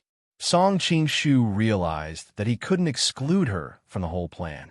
Dongfang Mushua was more skilled in martial arts and more intelligent. Originally, it would be more reassuring for her to stay in the Forbidden City. However, there were always losses. She didn't have a close relationship with Song Qing-shu. It was unknown whether she would cooperate with Song Qing-shu in the future. Dongfang Mushua, who was used to scheming, quickly sensed Song Qing-shu's concerns. She hesitated for a while, which led to what happened just now. Even if I don't get married in this lifetime, I'll still find a man. In this world, you're the only one who can catch my eye for the time being. Dongfang Muxue got down from the bed, and the redness on her face slowly faded. I'm very fascinated by your dream. Fighting for supremacy in the Central Plains with the heroes of the world, defeating the powerful Mongolia, and unifying the world. Just thinking about it makes me excited. Dongfang Muxue quickly changed the topic. However, compared to the heroes of the world, our forces are too weak. If we still have doubts about each other, I'm afraid it'll be a lifelong regret in the future. I understand. You want to conquer the world with me, so you have to make sure that we're very close. Seeing Dongfang Muxue's clear analysis of the benefits, Song Qingshu felt a tinge of disappointment. Dongfang Muxue hesitated for a while, but she didn't tell Song Qingshu in the end. When he brought her to touch the clouds in the sky, she made up her mind that this life belonged to him alone. After all, Dongfang Muxue was the leader of the top sect in the Central Plains. She wasn't a little girl who was full of fantasies in the boudoir. She had her own pride and could also distinguish between intelligence and feelings. Song Qingshu dispelled the messy thoughts in his mind and quickly recovered his smile. He reached out and wanted to hug her. If that's the case, don't you think we're not close enough? Dongfang Muxue spat and gracefully slipped away. Why are you in such a hurry? When I asked you to go to the Tantra Buddhism to learn the mandala dhyana, I knew that one day I would have to with you. I think you know that. Song Qingshu nodded. That's right. You were injured by Feng Qingyang's innate sword qi in the Forbidden City, and Zhang Wuji's sneak attack on you at the Blackwood Cliff worsened your injuries. Under normal circumstances, it'll be hard for you to recover your strength without 10 years. I didn't let you use the mandala dhyana to heal me because you weren't strong enough. Now, Dongfang Muxue wanted to say something but stopped. Looking at your strength now, it's not a problem. Not only is it not a problem, I'm about to have an inner demon. Song Qingshu smiled bitterly. Inner demon? Dongfang Muxue was stunned. Only then did Song Qingshu tell her about the legend of the mandala dhyana. At the same time, he told her about how he suddenly lost control of himself and pushed Little Tong. With Dongfang Muxue's attainments in martial arts, she quickly understood what was going on. She couldn't help but smile. If there weren't any checks and balances, wouldn't all the men run off to cultivate this stupid cultivation technique? In the end, all the women in the world would be harmed.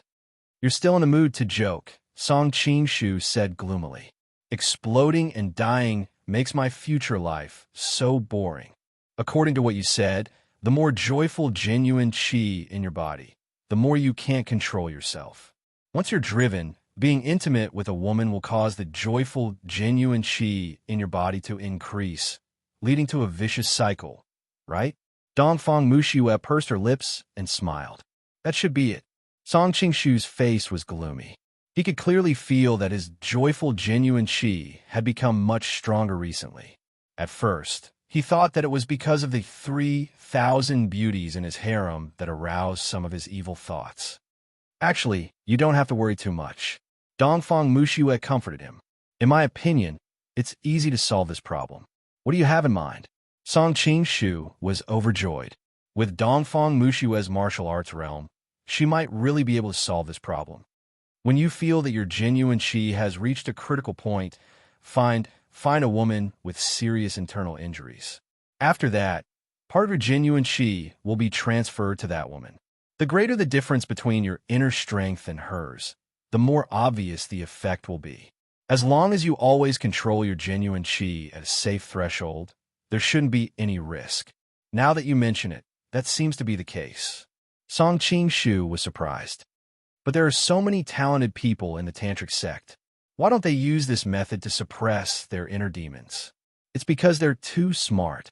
Why would they be willing to sacrifice their own lives? Dongfang Muxue sneered. Martial artists view their own inner strength as important as their own lives. They've painstakingly cultivated their inner strength. Why would they be willing to let others take advantage of it? Only an anomaly like you wouldn't mind it at all. At the end of her sentence, Dongfang Muxue could not help but reveal a hint of admiration on her face. Song Qing-shu was aware of his own situation. He came from a modern society and was not like others who had been subtly influenced by the environment of the martial arts world. Naturally, he did not place much importance on martial arts. Moreover, the inner strength he lost would be transferred to the woman he was intimate with, so he did not think much of it. If that's the case, let's heal. Song Qing-shu suddenly moved to Dongfang Mushue's side and gently tugged on her sleeve. I told you, now's not the time. Dongfang Mushue snorted and quietly moved to the side. Why? Aya. Song Qing-shu pretended to be in pain. I feel like the vital energy in my body is so swollen, and my meridians are about to split open. Dongfang Mushue rolled her eyes at him and said in annoyance, although I've lost a lot of strength, my eyesight is still there. Your pulse is stable and your breathing is light. There are no signs of inner demons. You've seen through me. Song Qing-shu smiled embarrassedly. Why not now? Dongfang Mushue blushed at his question. After hesitating for a while, she could only say, I want you to be in your best condition when healing. Last night, you fought with Zhou Zhuo for an entire night. Dongfang Mushue did not finish her sentence, but her meaning was self-evident. No matter how thick-skinned Song Qing-shu was, he was choked by her words and could only stand there awkwardly. Why don't we continue with the disguise technique? After a moment of silence, Dongfang Mushue said in a low voice. Sure. Song Qing-shu nodded as if he had been pardoned. For the next few days, Song Qing-shu and Dongfang Mushue stayed in the room. One taught diligently, while the other studied diligently. After all, this plan did not allow for any mistakes. If Dongfang Mushue did not pretend to be Kangxi, all their previous efforts would be for naught. When Dongfang Mushue finally succeeded in disguising as Kangxi, she was extremely excited. Looking back on her life, there were not many things worth being happy about, but this was definitely one of them. Even though she was happy, Dongfang Mushue was not satisfied with disguising as Kangxi.